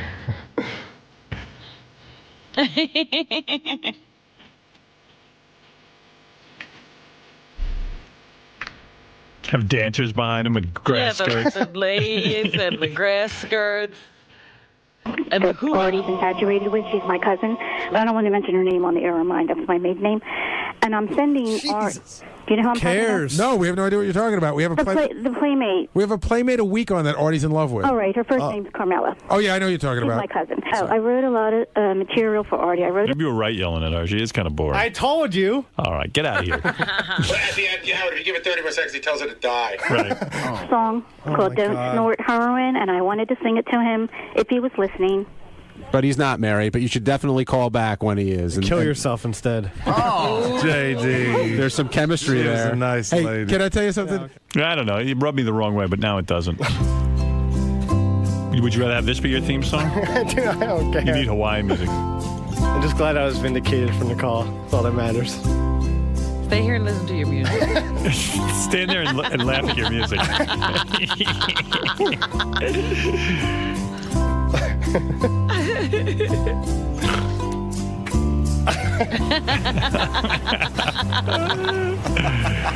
We're such scumbags. JD's mom runs off to Hawaii and doesn't see him. All right. And then we start playing Hawaiian music behind him. It's so great. And a lady in the audience recommended it. Does this make you want to visit your mom? No. No? But I believe I'll be seeing her in August. Oh, so our conversation did some good. Yes, it did. No, there was a family reunion planned. Yeah, sure. That wasn't going to gonna happen. come. Why don't you give me some pressured credit? her. Is she coming here or are you going there? She's coming. I don't know if she'll come to New York, but she wants me to come to where this family reunion is. Where is it? Tennessee. She won't come to New York. She but won't she'll come go to- Well, she said if I can't get off work or something or whatever. Because Well, you can't get off work. I want you. I want her here. I know, I'm just saying, like, I want her here. The schedule's conflict. She said Is she will. bringing the Hawaiian husband? Yes, to the probably. reunion? Yes. JD, I heard the conversation on the air, and I just want you to know it so upset me. I'm going to see you in Tennessee in 8 months. Talk about not feeling good about yourself. Son, I heard you miss me so much. I'm not going to come to New York in 8 months. If you're alive in August, You'll see me. Who's your daddy? Howard TV will be covering JD's family reunion. No, they won't. No, they won't. No, they won't. Absolutely. No, they won't. Oh, yes. Oh, No. your family would want video of their No, family But reunion. you want a don't. video catalog of all the moments? No, because you know what? I probably won't know like 98% of people Good. there. Well, we want to see it. I guess your mom called you after we had the discussion on the air. You haven't seen her in 8 years. And I guess it spurred this family reunion. No, and it it's great. didn't. If So you, she- if you would like to believe that, sure. She But the might have been family on the reunion was fence. planned before the She whole might have been on the discussion. fence Might have been on the about fence is coming. right. She heard. Can no one write this in any like show rundowns No, or we anything, won't write it please? in the rundown. We won't keep track of anything we talk about. I for hope you. not. At least No, my mom. I'm just saying. She heard that you missed her so much that she said, "I'm going to see you in 8 months in Tennessee." I know. She said I am welcome to come to Hawaii anytime. Well, what about her coming here if she misses you? What about she misses Neither you? of us had the money to go here or there. You know I'll what I give mean? her the money to come to New York. Somehow she found the money to get there. Trust me, she doesn't want anything. She doesn't want to owe you anything. How did she get the money to go to Hawaii? Somehow she made I don't a couple know. of That was a trips. long time You ago. don't know. Well, why don't you ask her? All of a sudden she got to Hawaii and she was I destitute. don't want to get into it. Couldn't get back. It's funny. I went down to Hawaii. I don't have any money to get back. Great plan. She could swim back. Build a raft. JD, do you feel unloved? Seriously, like your own mom doesn't want to. I mean, not that she doesn't want to see, but she can't. No, Sometimes I you can't don't- figure it out. I don't feel unloved. She figured out how to meet the guy on the internet, so Oh, she got over there. yeah. I'm sorry, JD. I really am, man. Sorry for what? I feel bad for you. Don't feel bad. Well, you should feel bad about me now. Now I got to deal with this. Do you ever think when you hear Hawaiian music, does it trigger like my mom's in Hawaii and I haven't seen her in 8 months? No, it just triggers Hawaiian music. That's it. Bad music. But did you ever lay down at night and go, you know, I'm her little boy. Doesn't she want to come see No, me? I don't think about it. Wow. You get sick sometimes and you don't miss your mom. And you don't think like, wow, isn't she curious what I look like now and what I'm up to, and doesn't she want to hold me in her arms?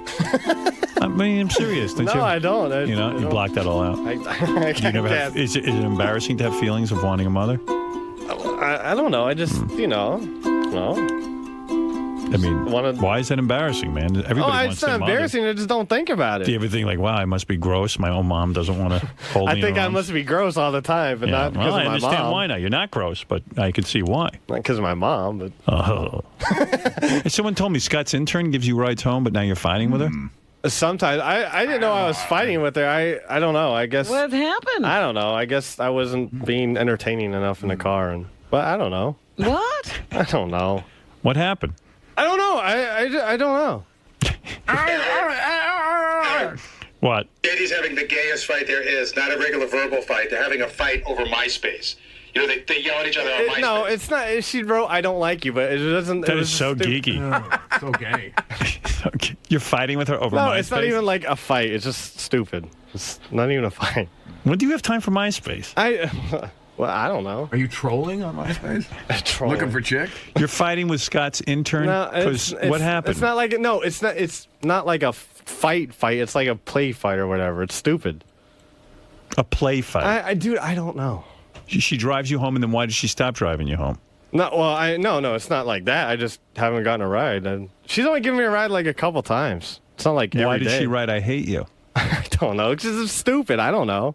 Do you understand this? I don't understand it either. Well, are you still getting rides from her? No, I haven't gotten any. I haven't asked for a ride or anything. I never asked for a ride. But she hasn't offered them. No. Well, how do you know it's not real, this fight? Because we did it today. All right. I'll ask her about it. You can talk right on the intern show. Okay. Here she is. What happened? Are you in a fight with JD? JD's totally Wait, rude. what? What is that? JD's what? He's completely rude. Like, all right, I gave him a ride a couple of times, and he doesn't even... I'm trying to make conversation. Nothing. I can't get anything out of him. All he's doing is sitting there saying, oh, I would say something, but I'm just not going to go there. And, it's probably something perverted, and, I'm trying to... You know how perverted he is? Kimberly Kane was interviewed, and she says she has phone sex with a guy in New York. Of course, she's talking about JD. She goes, I'm in porno, and this guy's so weird. He tells me to do shit over the phone I've never even heard of. Wow. What the hell are you up to? He told me that sexually he's wild.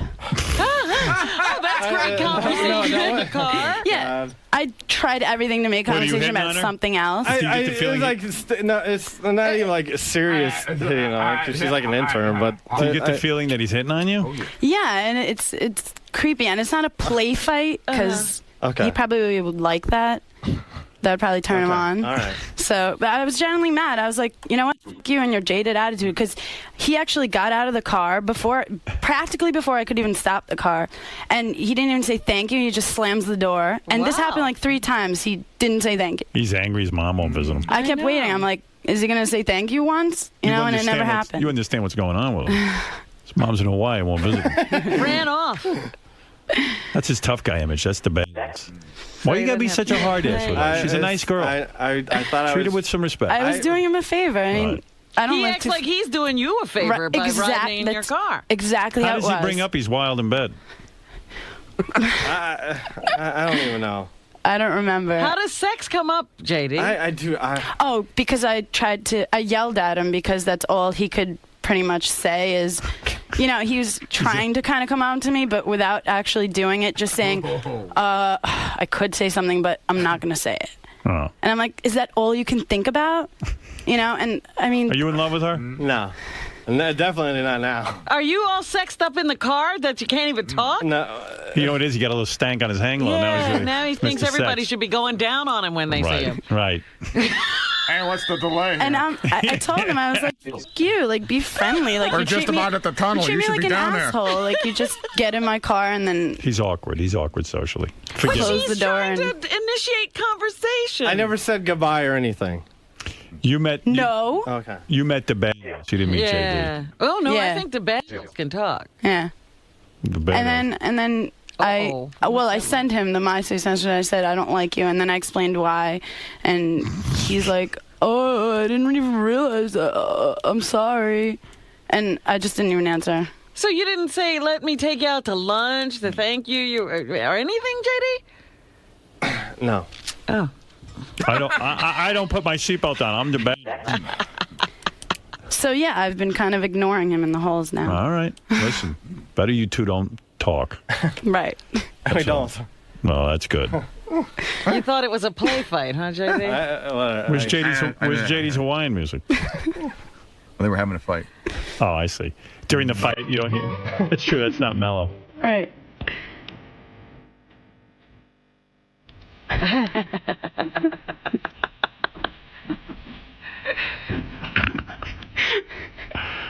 All right, you two lovebirds. Thank you. JD, you all right? Oh, I'm fine. I'm good. What? Get over here. What's the matter? I'm all right. Has it been a tough day? It's fine. I'm all right. You know I love you. I love you. I love you more. Just let me explain something to you. Chicks aren't like that porno chick. I know. you're with. I know. Chicks Hey, aren't just that's gonna. what's wrong. No chicks are into you. This is just a fluke. His two girls have been Kissy Fur and Kimberly Kane. I know. He doesn't know how to talk to a woman. Hey, I'm here for you. I see you every day. I'm not waiting until August to be your friend, okay? Don't take it out of me. You have to go to Tennessee to see him. Okay. That's That's douchebag number 2. What is it, Richard? I just got a quick question for JD. Like, no offense, JD, but his breath used to be unbearable. Right? But no, I'm going to say something nice. Like, your breath has been really good for like the last month or two. Did you have an operation or something, or what? Like, how did you change it? No, I just brush my teeth in the morning. And, Works like magic. And I chew gum. And shit. I don't fucking know. But did you not used to? Or? I guess. I chew gum a lot more now. Since you've been with Kimberly Kane, you're more worried about your breath? No, no, what the fuck? What is it, Doug? What the hell? Dude. What? Nothing to do with you. Richard has some balls to say that his breath smells. Richard smells so bad today that I swear. You remember when I was in the studio with you before and I started laughing? Yeah. My eyes were tearing. It's disgusting. It is vile. But I've been chewing gum. My breath isn't that bad. Oh, dude, but I'd rather have bad breath than body odor. Oh, he just stinks Gross. all over? Oh, All right, God, listen, it's awful. JD, Yikes. thank There you go, JD. Good luck. And stick to your job and you'll get it. I am sticking to my job. Start learning how to talk to girls who aren't Yeah. in the porn industry. And be nice to listeners. Okay. All right. Don't worry, I won't do the wrap-up show. And keep up with that brushing. I'm keeping up. Don't worry. I'm very respectful of everyone now. I'm thinking of everyone else.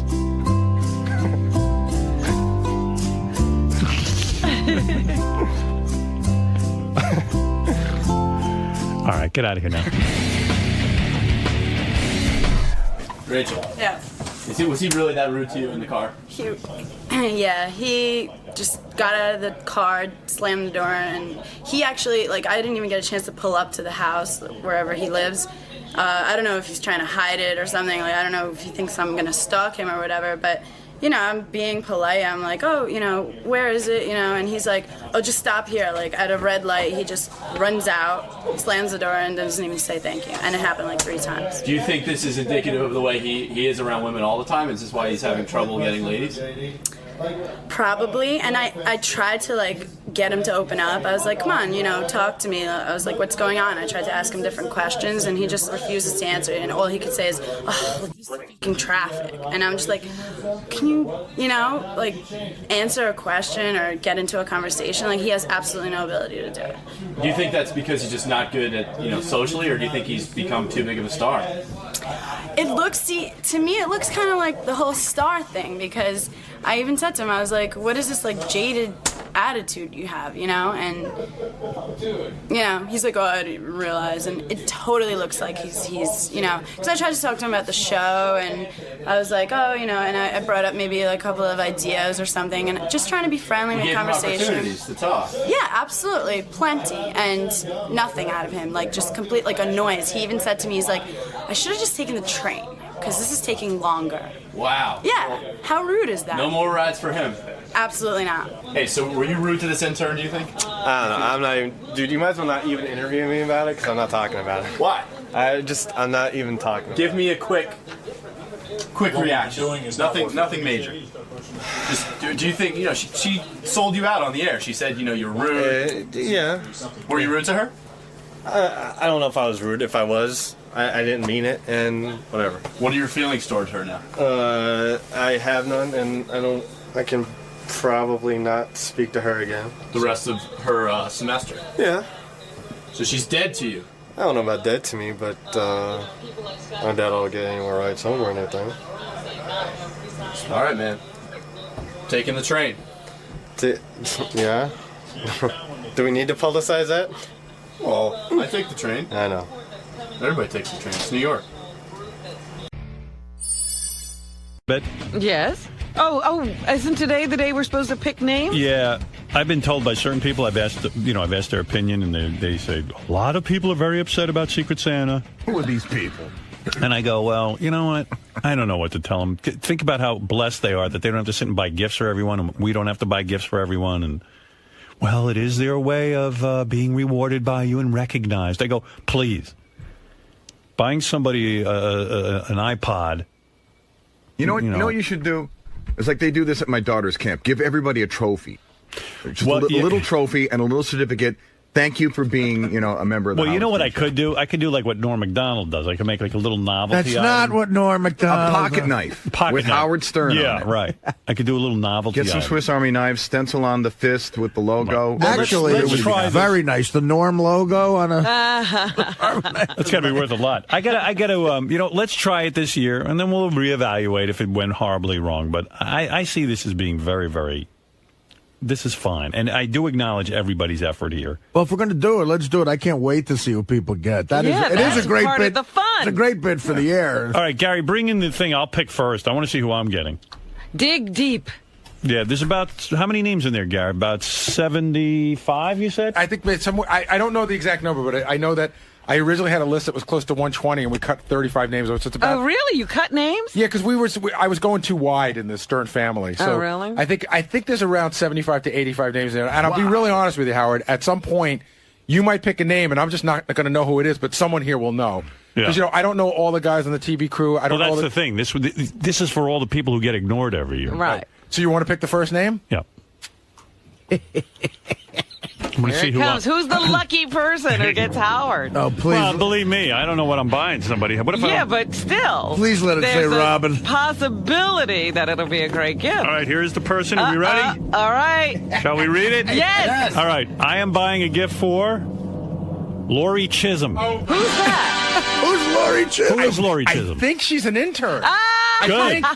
I don't know. Somebody's got to come in and tell me, but oh my! I'm almost sure she's one of the new interns. Should interns be eligible? Oh, I'm glad it's a girl because. Intern, is she here? Where is she? She's not here. Wow. Well, Lori Chisholm is one of the interns, and I am buying her a gift. Congratulations, Lori. Just won the lottery. Girl. What do you mean she won the lottery? You're going to get her a nice gift. I'll get her a nice gift. I'm not going to get her a fucking car. You've won a yacht. The point is, she'll get a very nice gift. It won't be a candle.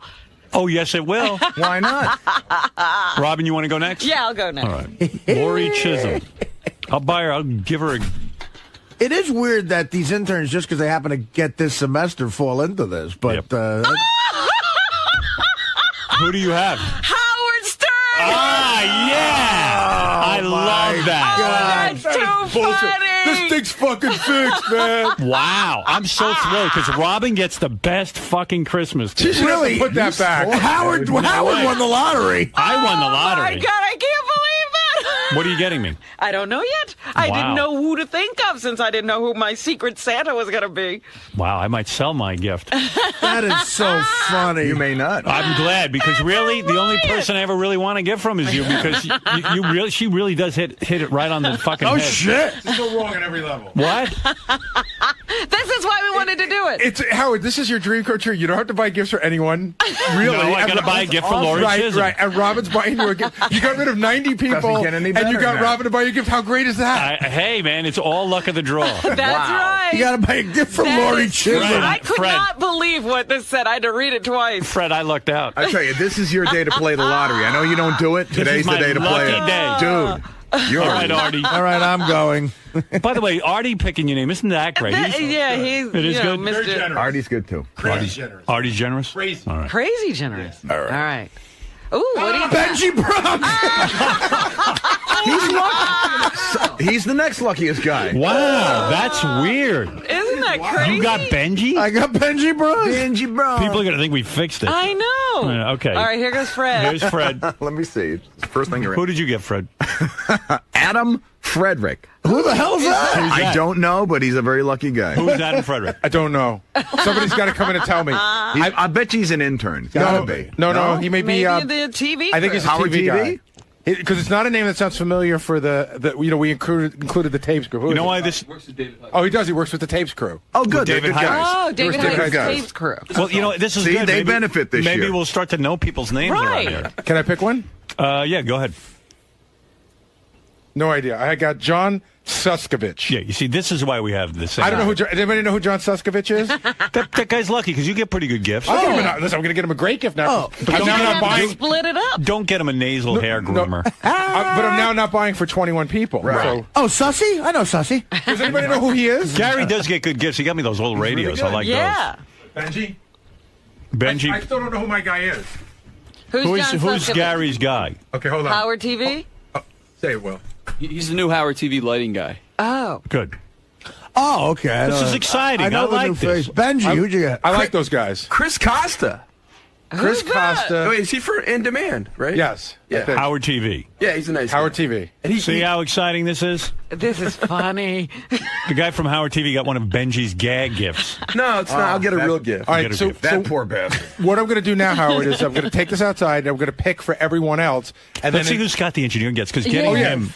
Scott, come in here. You know, Scott actually doesn't get bad gifts for He people. doesn't. He His really puts wife some does effort it, into it. and You know, she does a great There's job. a clear line. Scott was buying the gifts and they sucked, and then his wife started buying the gifts and they got much better. Yeah, Scott, getting a gift from Scott is good if his wife buys it. Yeah, I've never gotten a bad gift from you, Scott. Yeah, you actually get good gifts. Yeah, I put her in charge. Wait, hold on. What? Two.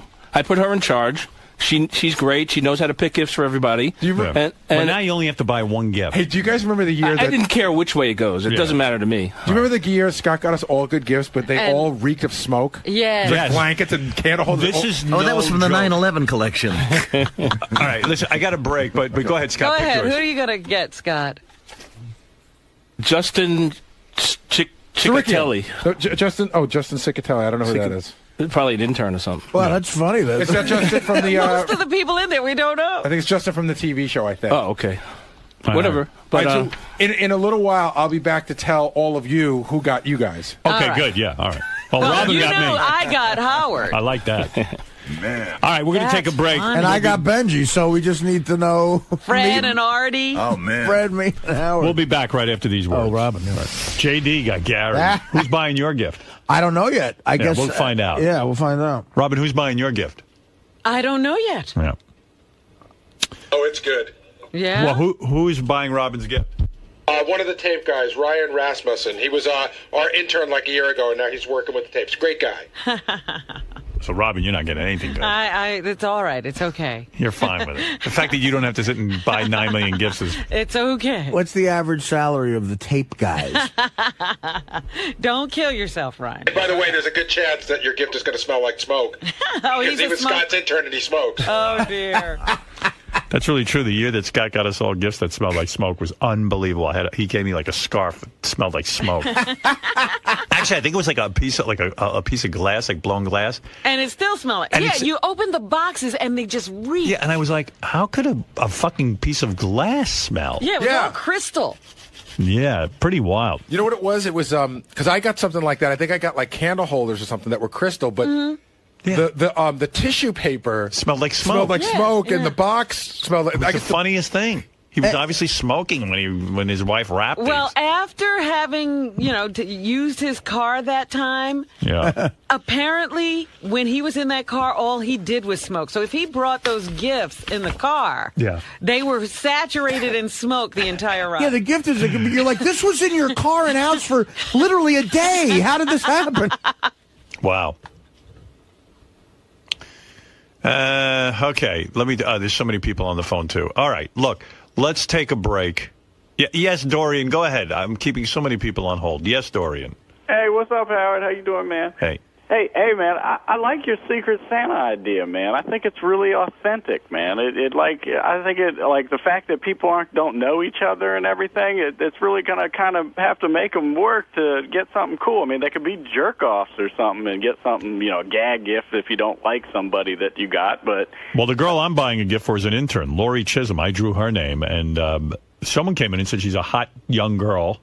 So that's good. You'll have to learn about your giftee. Yeah, I'm going to get her like a cheerleading outfit. I mean, it seems like it's truly like a kind of a selfless thing. And even on the other end, when people like they got somebody getting them a gift that they don't like or something like that, or they got to kind of rise above themselves and, hey, come on, snap out of it. We're all fucking in this shit together. I'm so psyched that Robin drew my name. I mean, because she gets the best gifts. I mean, really. But you know what? All the pressure was off because I didn't have to think of a gift for Howard this year. Yeah. And now I have to think of a gift for Howard. What do you got there, Jason? It was so embarrassing because I was going out to the Howard TV room, not people pick names, and people were picking names, and then I had to ask them what their name was so I could write it down on the list. I realized I didn't know anyone's name. It's forcing us to get to know the people we work with. You want to go over? Because there's only a handful of people. What do you got real quick? Because I got to get to the feud. All right, so Fred's going to be getting a gift from Joe Jordan. Joe's a great guy. He's a control room production assistant for TV. Let's make a rule. You don't have to say each guy's a great guy, okay? No, this one is, though. I'll tell you who's a douchebag. They're all great guys. I'll tell you who's a douchebag. All right, go ahead. Who's not a great guy? Who's a douchebag? Oh, there's plenty.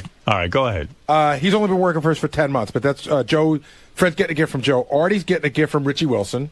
Okay. That's nice. Richie's good for like a book and a DVD kind of situation. Plus, Richie or an album or has something. got a lot of the same taste as me. I like Richie. That's good. I lucked out there. Richie always gets me stuff that he thinks I like. He's the type of guy who would get you a book on comics or superheroes or something. Every year, a book on comic books that I get, I have 20 copies of already. I'll make a prediction about my gift from Richie, and this is in no way a complaint. This is actually a nice thing. I guarantee it has the Yankee logo on it somewhere, and that's fine. Oh, okay. Yeah. It'll be some book on the Yankees that you have 5 copies of. I got Sal the stockbroker's getting a gift from Matt, the intern, and Scott's getting a gift from Jim McClure, who works for us. But, I mean, other than that, it's a lot of, Lisa G's getting a gift from Sean Gordon, who's one of our producers. But, this is very nice. It really is pretty evenly distributed, except for you and Robin. Who's a douchebag? No. You put yourself out there. All right, thanks, guys. Ralph, go ahead. Hey, now. Hey, who did I Secret Santa? I don't know. You in it? I think so. Yeah, I think Hold on a second. All right. I see who's Will will be buying for Ralph. Oh, God, fuck. Oh. And Ralph is buying for DePace. Oh, that's beautiful. Oh, that's great. Oh, my goodness. What are you going to get him? I'll get him something good. I like DePace. Did you already get him that candle? He's getting a nice candle, a wedding candle. Get him like a Hillary Clinton calendar. Oh, yeah. Oh, God. Give him something really liberal. Get him Springsteen tickets. Oh, the holidays are going to be great. All right, Ralphie. Will can't afford to get me anything good, can he? No, Will's going to get you such a shitty gift. Oh, Christ. Just get him a job. You're going to get him a job? Scott, go ahead. Dude, Ralph, just keep your gift. It's going to be horrible. Well, Ralph's not bad with the gifts.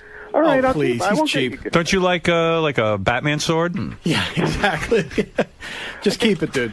When Ralph will get you like a suit of armor or something. Don't say keep it. I don't want to play this charade. I got like an intern I don't know. And So do something nice for the intern. Yeah, what charade? Step up. What charade? Why is it a charade? Can't Christmas. you get the spirit of it? No, bah humbug. I don't like this. Why? Because it's stupid. Why? I liked it the old way.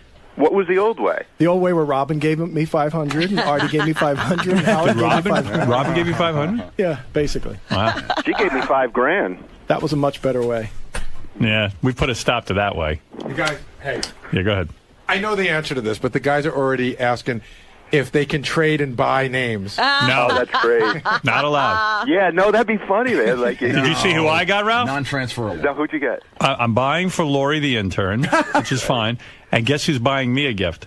I don't know. Robin. Oh, my God, that's funny. Beautiful. Yeah. All right. Don't you love that we have to recap the show at 9:30 every morning? Yeah, get off the phone. I'm buying for Benjy, and Richie Wilson's buying for me. Mine's not that crazy. That's interesting. Well, Richie's one of those guys who gets you like, he knows, like he gets me a comic book, hardcover comic book every year and stuff. And You mean he gets me? Yeah, exactly. Yeah. And I end up giving it to Ralph because, first of all, I've got a couple of copies of the thing he buys me. That's number one. I mean, you keep some of Richie's stuff. He gets good stuff. All right, thank you. Bye now. Yeah, I think he gave you that Batman book first once. The best gifts I ever got were from Dan the Songwriter Man. He buys me one scary knife after another. Oh, that's great. I love it when he buys you the knife. Like, I have this big Bowie knife. Like that's just good for skinning animals. And he'll talk about how expensive they are and how special. The first year he gave you the knife, I was there for that, and it was a little creepy. Like, you're like, wow, thanks, Dan. Well, he gave me like a one of those switchblade knives, but I use it to open up boxes. It's not exactly a switchblade. It's something you can use in public. It's not illegal. Yeah. But it's like a switchblade. So what's he doing? It's 1/4 inch away from being illegal. Right.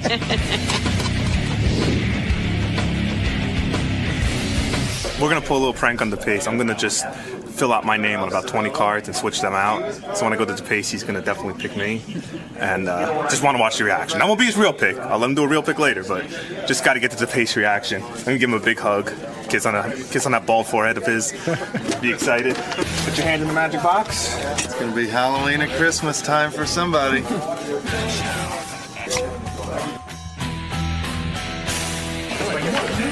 Joe Jordan, he worked for Howard TV, so you can look a little happier about it. What's your name again? Ted. New York girls, right? Yes. Is she hot? Mike Ganji. Oh, Alex, where are you, buddy? He's a former intern. Get away from me. You have to pick one for Secret Santa. Come on. Christmas spirit here. No, I have not. My name's still on the blue. Please, no. My name's still on the mood. Video, Daddy. Oh, look at this! This is Secret Santa! My best buddy! Pick one. Richie, look out, it's coming. Greg Carmel. You work with him. Have them just pick a name out of the fucking box and shut up. So now they're all Jason. Oh, you're a genius. What a bad joke. What a bad joke, you fuck. David LeClaire. David LeClaire. Who's that? Somebody who ain't getting shit.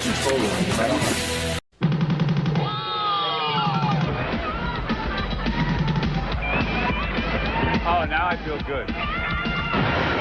Dice is on the phone. Dice Clay, Andrew Dice Clay, friend of the show.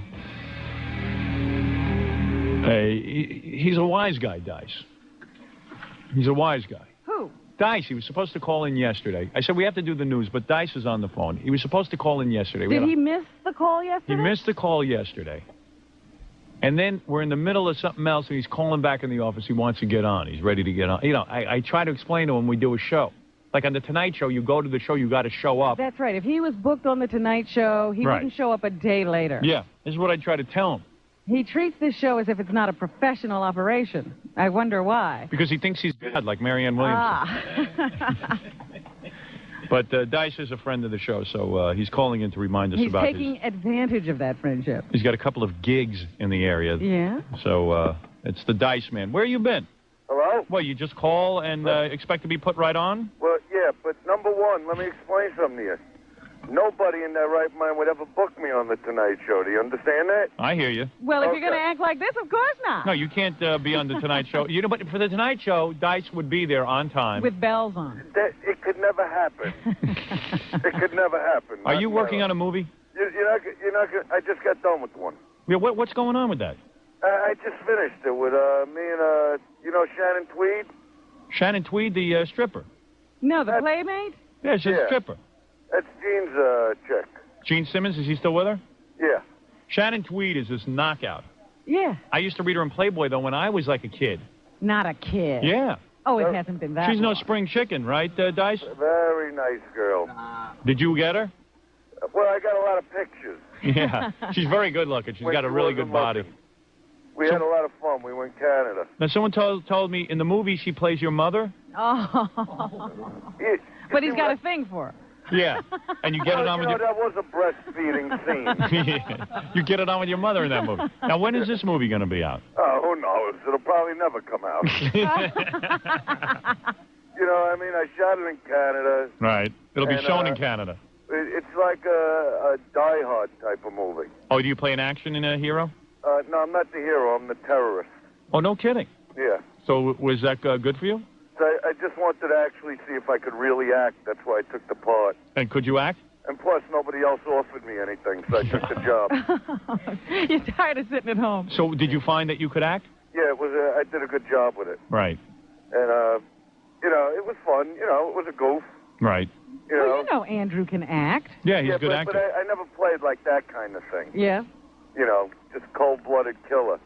And I love when they did interviews with me and they like you to explain the kind of character. Yeah. Like it's a real thing going on. Yeah, right. Because I can't do that. Like you and I don't have patience for that. And I won't do it. Like you understand the character's motivation for doing things and all that. And who he is as a person. Totally. I knew nothing of the script when I got there.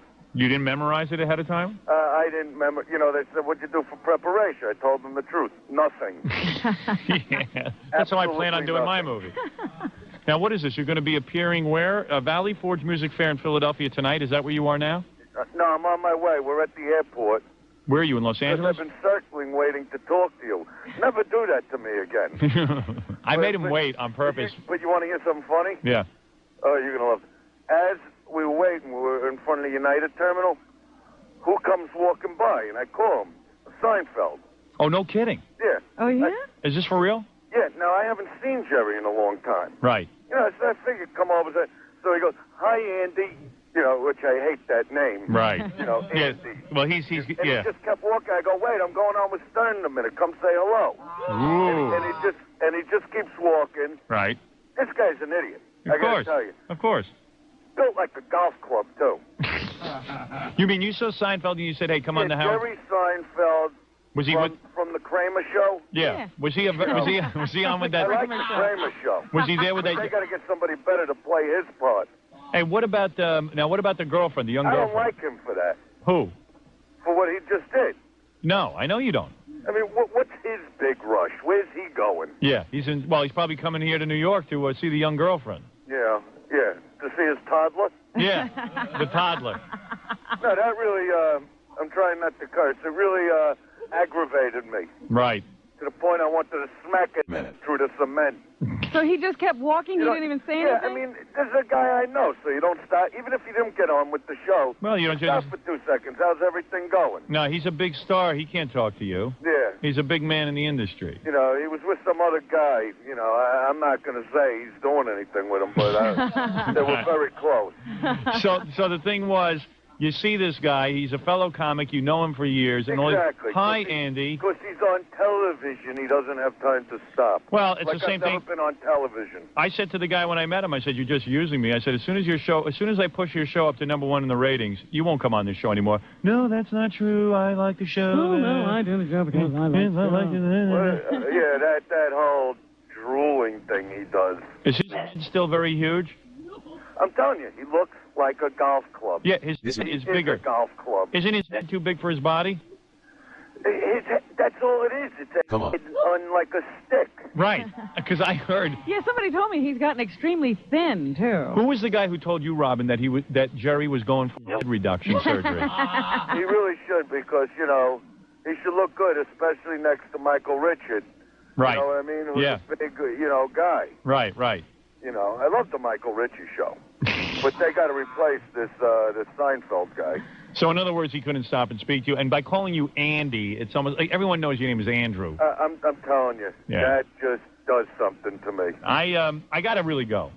Hey, look, if you got to go, you got to go. And we'll be back right after these words.